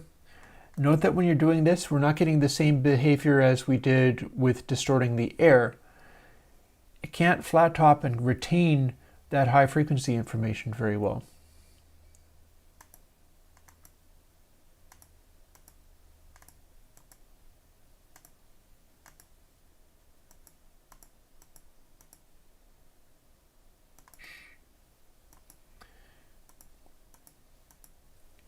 I'm just trying to look for some of this stuff. It's not nearly as extreme there. Or is it? Yeah, it kind of is. Look at this. This is also in excess of 3 dB above hard clipping. This is also the kind of thing you'll run into if you're trying to loudinate music and make it impossibly loud for CDs or whatever, is you'll wind up distorting the CD players and MP3 decoders and everything else. Because you go for this hard clipping. Oh, look at that. That's even higher.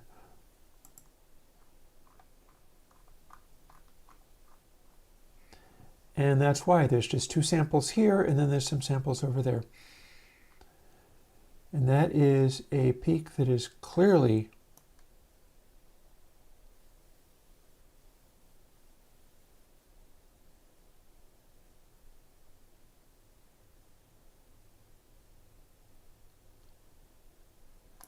that is a peak that I've apparently lost on the screen. Where'd it go? Well, at any rate, I saw it, and it was clearly hotter than 3 dB above clipping.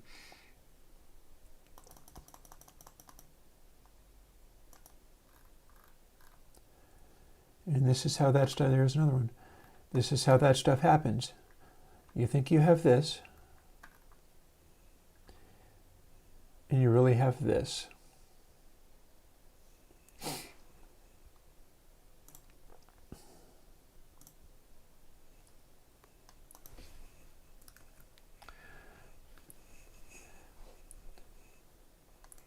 So here's my original loud algorithm. I think it's going to just have to be a grungy sound processor, because that clearly doesn't bear any resemblance to what Air really does. But it was a good try, and it makes an interesting noise.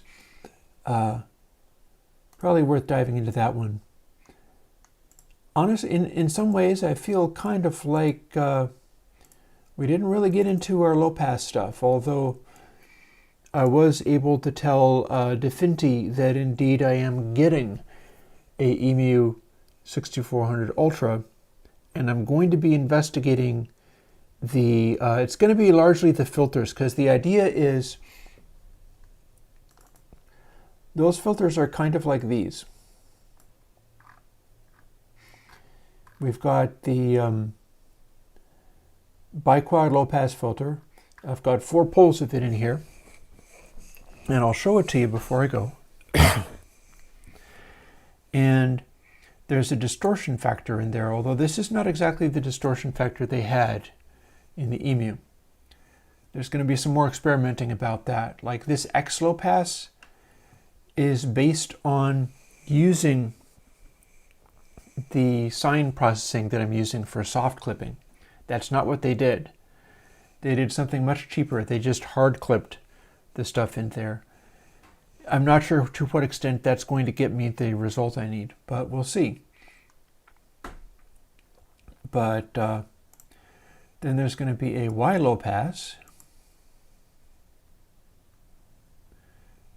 around here somewhere. There it is. And the distinguishing factor of that is that's not clipping the extremes of the sine, so that one will wrap around. I just happen to be using direct form one.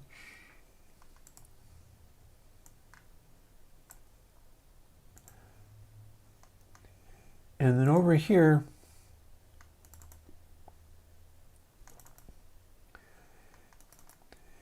Z low pass, which is currently set up to be the same as X. These are the ones that are going to incorporate all of the attempts towards actually making it like those EMU ones. Z for Z plane. These are not going to come out first. We're going to have these other guys first so that I can get into the zone and figure out how all this works. I can demonstrate on, say, Alien Kittens here and opening one of these up.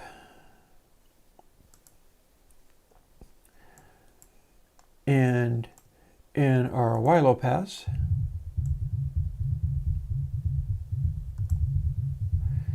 I think gain's actually doing nothing.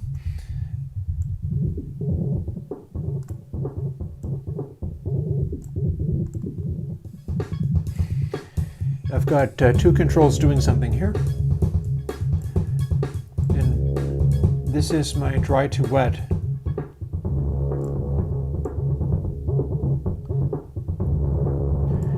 So the distorty sound you're hearing is the part of it that is the biquad distortion factor as implemented in the Z-plane filters, but not exactly as implemented in the Z-plane filters because this is soft clipping. Although one thing that I could do is, since this is, hang on. One of the things that the Z-plane was supposed to do was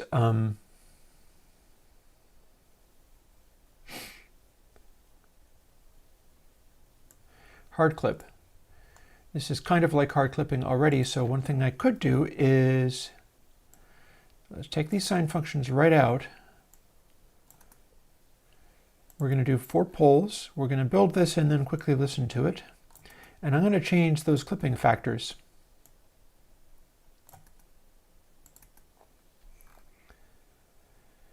So there we are. Some of this is not going to be relevant, but we're going to change this. And I'm going to quickly see whether I can't see param 2, param 4.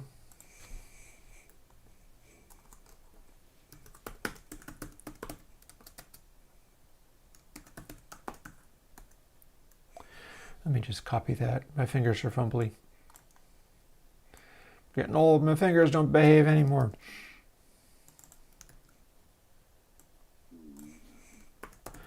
Param 1 is now this, so clip factor is now the thing I'm looking for, and so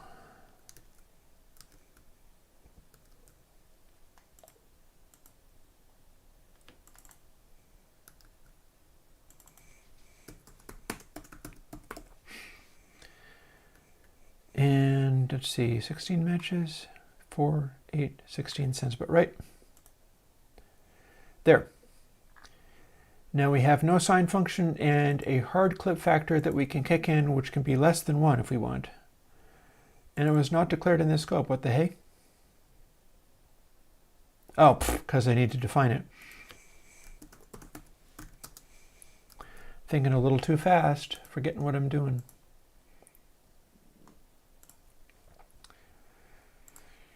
So if this is consistent with how the emu's clipping does its due,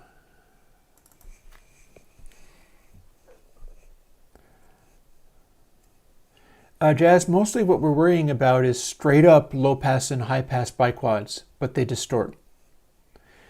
They're not, the notch filters is something that the drum and bass guys aren't necessarily using. A lot of those folks were like, let's do weird things with this. Oh, this sounds like crap. Oh, this sounds like crap. Oh, this sounds like crap. But they liked multiple low-pass filters and driving them hot with very dense audio. And the idea is to what extent, let's see, scroll down to our Z low-pass, to what extent can we take a normal filter like this, or many poles of it, which is like this. We are getting some extreme distortion here, though. Oh, but I know why. That's because they have a compensating factor. That's somewhat unhelpful. I might need to go and fix this real quick.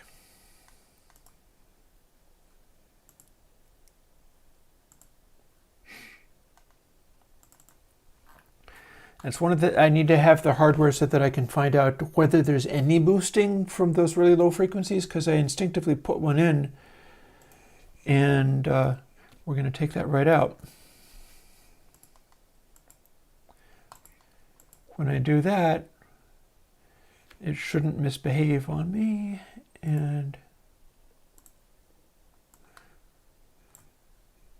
we can take that from the top and try it again. I had to do that with X low pass as well, because my initial attempts at making this something that would behave, I was a little bit off the mark there. So let's see, what do we got? Okay. So with this, we can make a low pass filter. This is 4 poles of biquad, but it's probably not getting that sound. But then if we start distorting it,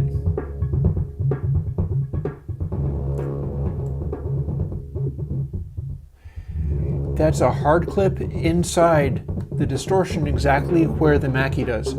I mean, exactly where the EMU does. But it's too much of one, I think. So we're going to have some kind of, for the real one, and it's not going to be just this factor, but we're going to have this in here, and then some form of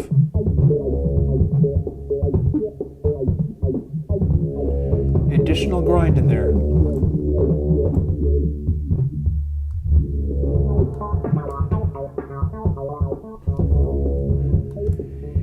I'm not sure it's going to be really literally that. I know that the real thing does this, but it's going to depend upon whether it sounds like it does this, because it's got to be what it sounds like it does.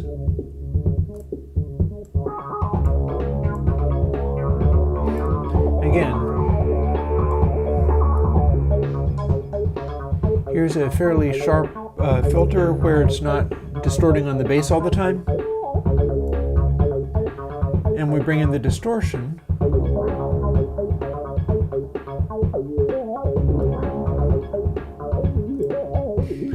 And see whether any of that resembles the sound. Again, we're going to have to come back to this because I have no reference for it right now. Listening to people's finished tracks isn't very helpful.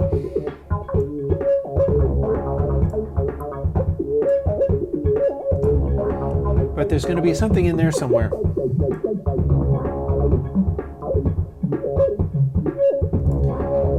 compared to, well, that might actually still be giving me a certain amount of clip.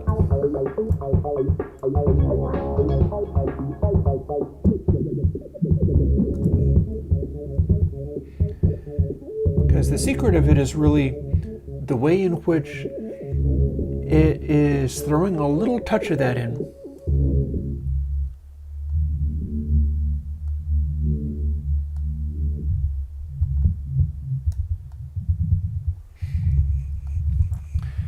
Like we have a fairly steep thing going on. I've taken away all of this, but we're still hitting clipping in some way, but it's going through multiple stages. And then the next step of that would be, let's dive back in again.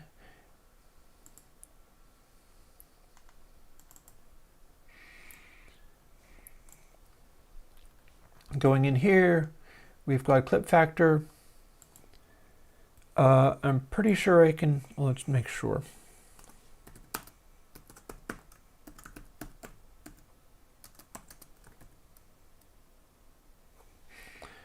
Parentheses. Let's remember the conditions of coding in C.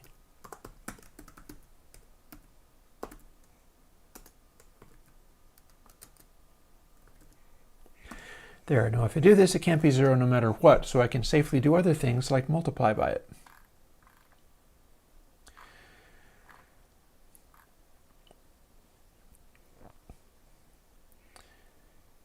So now,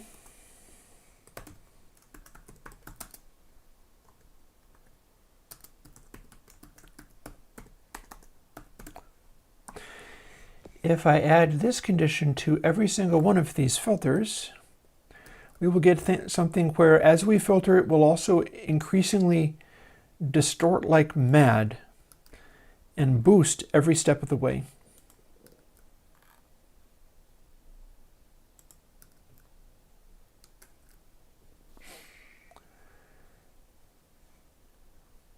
So let's see what we got.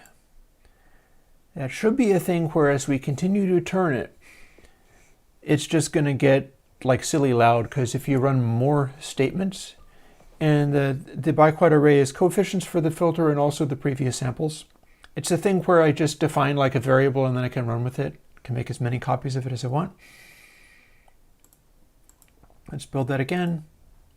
This will come in handy in the future if it turns out to be the right track. And bring it over to there and fire up the same sound as before. Coils 2. Go use Coils 2. It's very recent. I just revisited that. That's the one you want. And Z low pass rides again. Oh, it just died. Okay, that's interesting.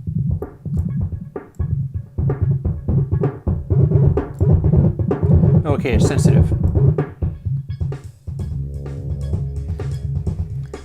So we definitely have crazy distortion, but and instability, which needs to be fixed, which I'm not going to do today. But hold Option key.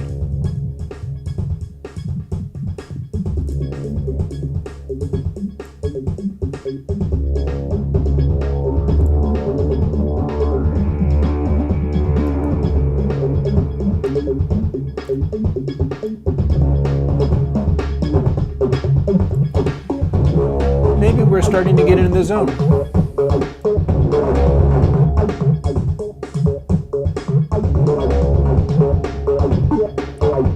Does this sound anything like distorting the emu?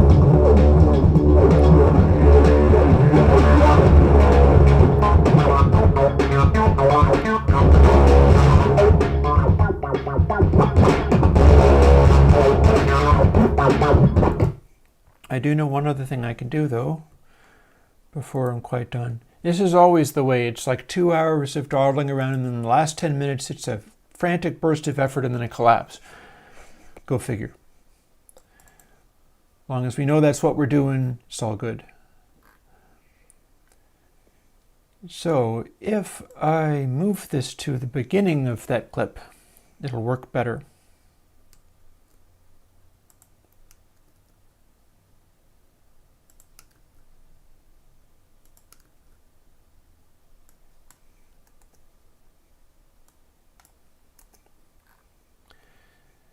It's very likely to still be insane, but I bet it's not going to die as easy.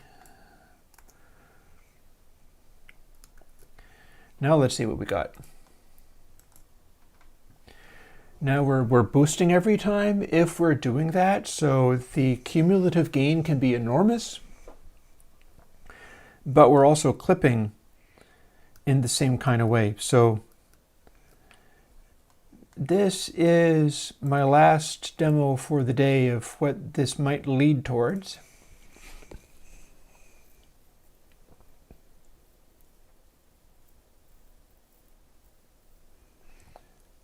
And let's see what we got.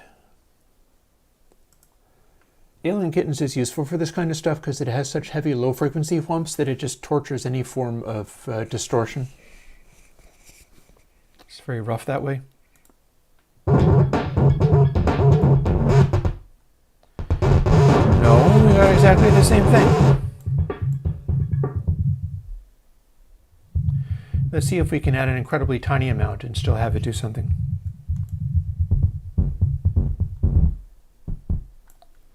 Oh wow, okay. We have a sensitivity here where it gets bassier and bassier as it goes. We can scale that down with this control, which is actually a multiple dry wet though. So if we were at 0.25, that'd be one stage.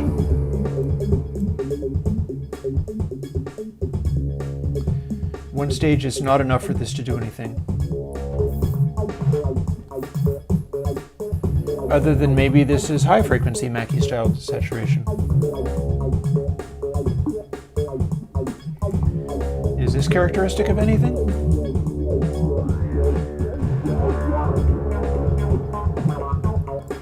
Yeah, we got something going on.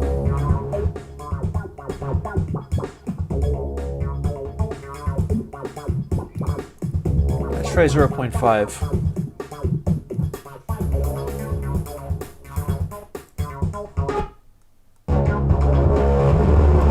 Got loud in a hurry.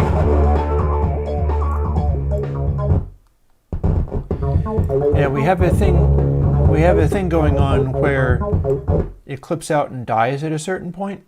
Like we get just DC block or something. But it's not stopping it from doing anything, it's just unable to get past where it's at. It's probably because of the boosting we're doing.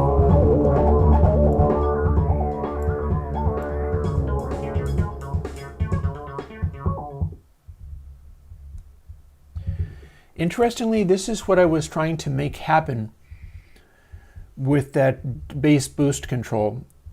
I had a thing going on where I could roll it off, but it was unpleasing because the lows would just go away, and I was like, that can't be right. That can't be right. So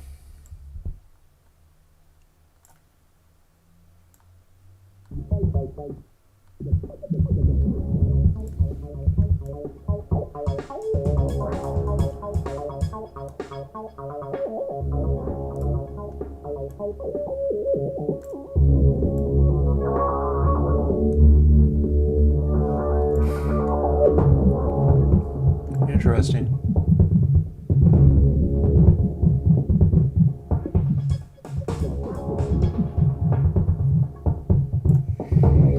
So one thing we could do is incorporate that value.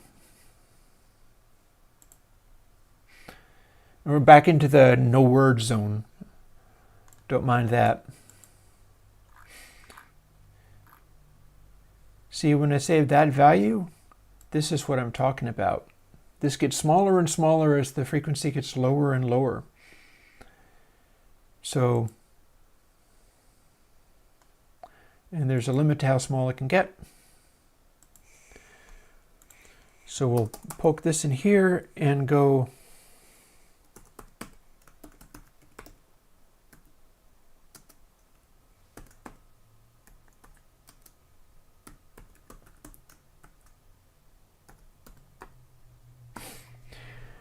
Now we're making this way, well, hang on.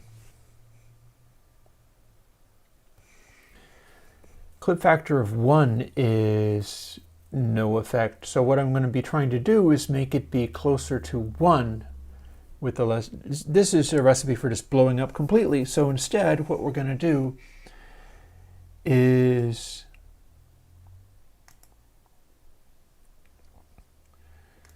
say clip factor equals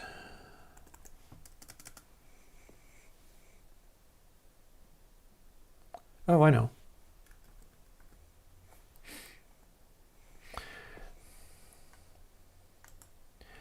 Let's not even worry about get parameter kparam1.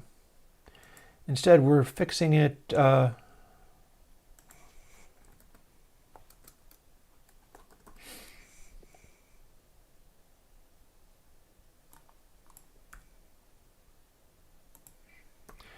of that matters. It's no longer answering to the control. It is answering to what that frequency is because it seems to get huge. Lack of words, warning, lack of words. Up before by quad A, where are you? What happened? This happened. Thank you. We're going to quickly build this thing and see whether we got something. If anybody followed what I did just there, this is an interesting experiment to run. If it works, I'll tell you what happened. It's easier than telling you how I did it.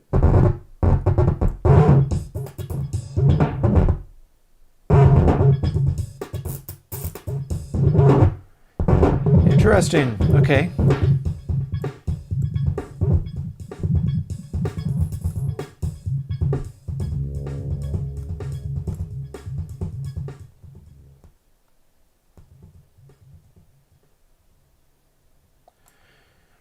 So here's where it cuts out.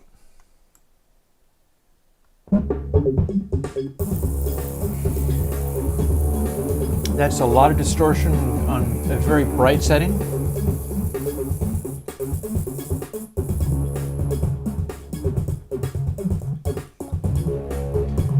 That's a lot of distortion there too.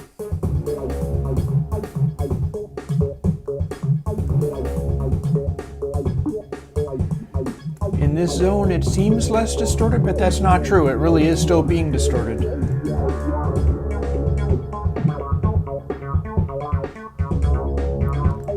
So the question becomes,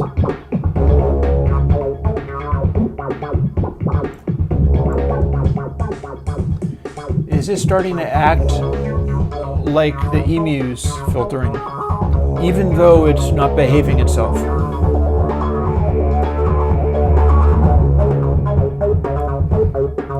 Oh wait, and I just thought of something I could do. Unused variable lows boost. Yes, I know.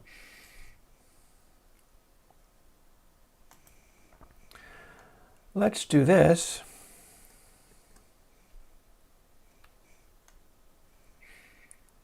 Or no, let's do this.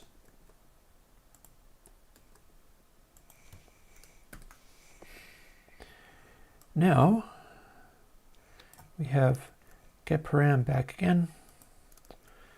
So we're going to be scaling it by 1 is more of the effect, and 0 ends up being basically no change. This is very delicate. It's amazing how intense this behavior is. But note that if we can do this, we can also do this with the other forms of biquad. This is just only the low pass. There's also mid-range and high passes that should follow the same behavior. So 1.0 minus this times get param 1, so we can scale it back until clip factor is always just 1. And if clip factor is always just 1, then it's not going to do anything. That's what we're shooting for, is a way of scaling it back so that the thing still works, because it's been just having too much of an effect. I can't tell whether it sounds like a EMU if it sounds like a complete nightmare every single time. Back to here, our torture test, which will make it really hard on the filter. 0. Now let's see what we got. We have our well-behaved filter. What happens when we start including this?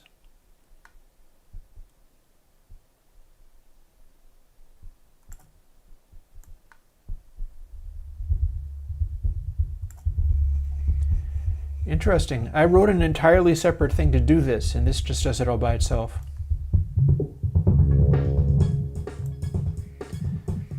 Can we dial in that gritty brightness?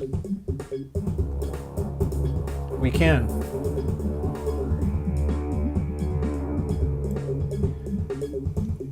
So probably somewhere in this zone,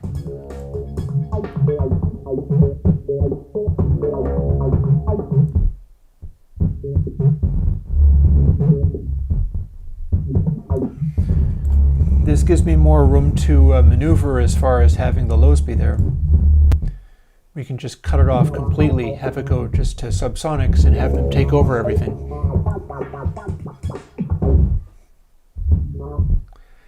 And when I do that, the plugin doesn't die, the audio just dies. How about the more subtle version?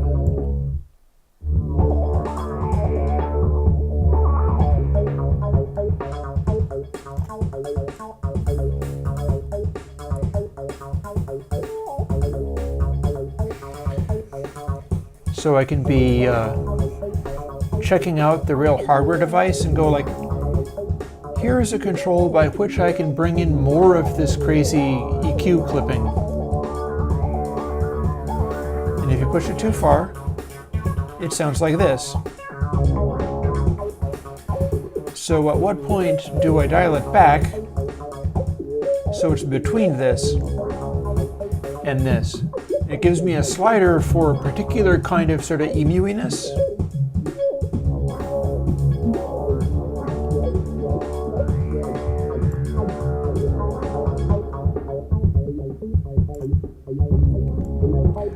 That might come in handy. And we're definitely distorting a whole heck of a lot.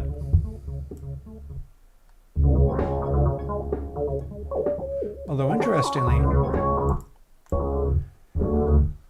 this is getting me out of a particular jam that I got with the biquad filters, where they would blow up and make big clumping noises when I manipulated them too quickly. With this, it just goes down to a humping noise no matter what you do, so this is more manipulatable.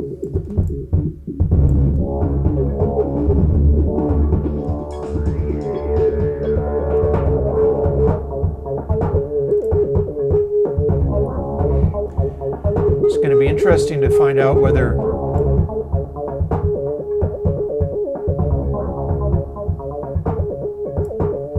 this sounds anything like an EMU.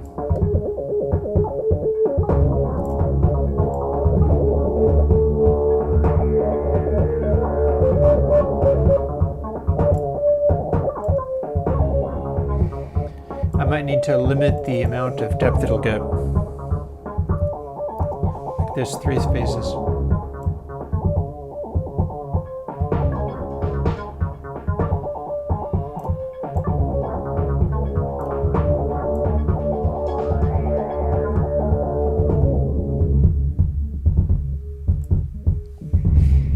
That's some heavy distortion.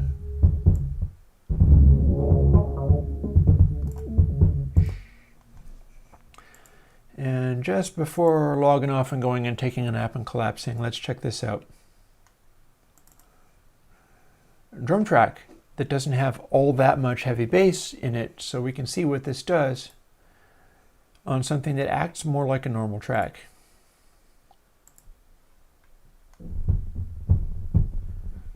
It gives me lots of heavy bass, okay. Alrighty then. So that's another thing, is I can sample this into the computer and also sample it into the real EMU when I get it, and go, how much low boost do I get when I run the EMU down, and then try to mimic it by doing this.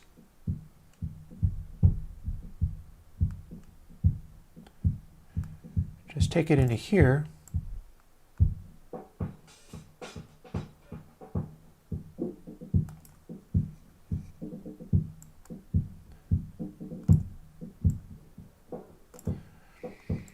Or even push it farther. See if I can make sounds like this.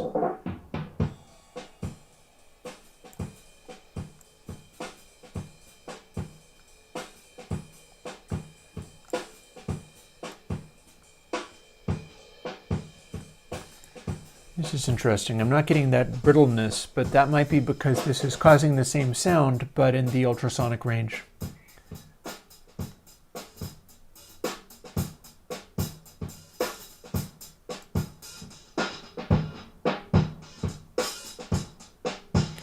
I can't use yours, man.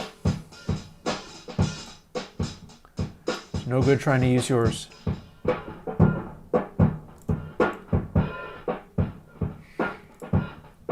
Yeah, so what we got here, this is not like distortion into a Mackie or something. This is purely inside the biquad filters as a hard clip, which is how the EMU did it. They did a hard clip in this exact place. And the hope is that I can get it so that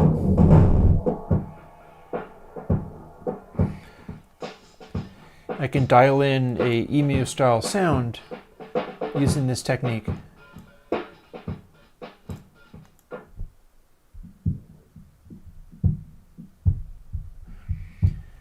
And I got to figure out whether or not when you drop the filter down that much, did it go to something where the lows got brought up like this? Because if I don't, all that happens is the super lows just go away. And I'm not sure that's consistent with what the real one does.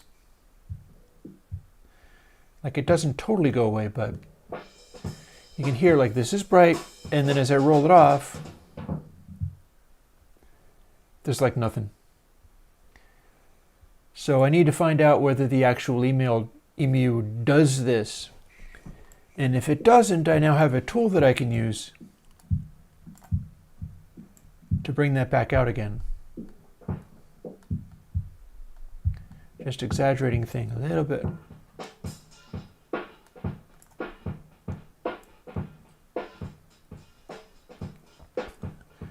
And then I can fade between the amounts of, in fact, it might be good to have it start, like this is a dry wet, but maybe it's not a good idea to, oh, well that would also follow with the biquads, because with the biquads, like,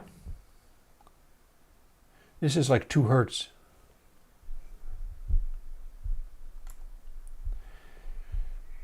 So the EMU would be more like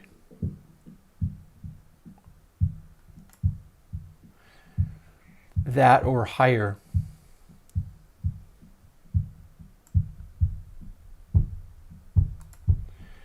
Like I can make this one be insanely boomy.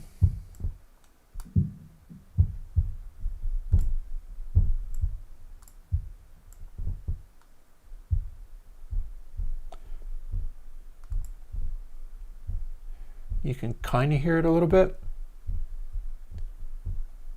That's very, very low stuff. Yeah, and FFT is not going to tell you that much about the harmonic distortion. People think measuring these things are very useful, and often they're kind of not.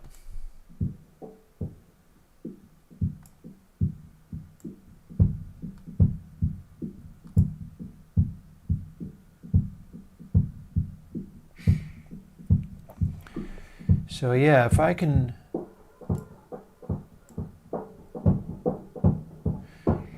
if this is the right basic tone, hey Rockley, if this is the right basic tone, then I'm off with the start.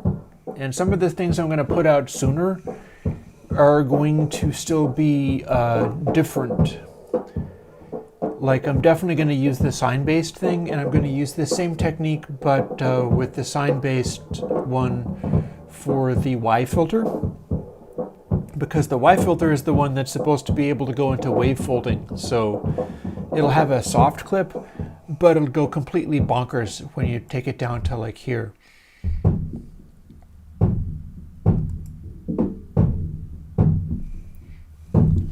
Yeah, this is not a break. This is just me playing drums. Like, this is what it really sounds like. This is off of a recent track of mine. And then when I turn on the EMU emulation styly filter, we can get some heavy thumping noises apparently. Interestingly, it's not actually clipping the mains. That's weird.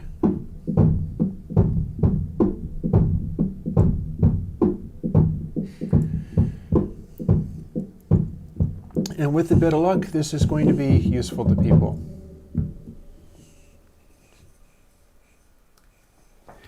And I'm going to say, no, this is not anything like the same as the Z-plane filter. But it is a biquad filter that does a hard clip at a similar place in the filter element that the Z-plane filter does.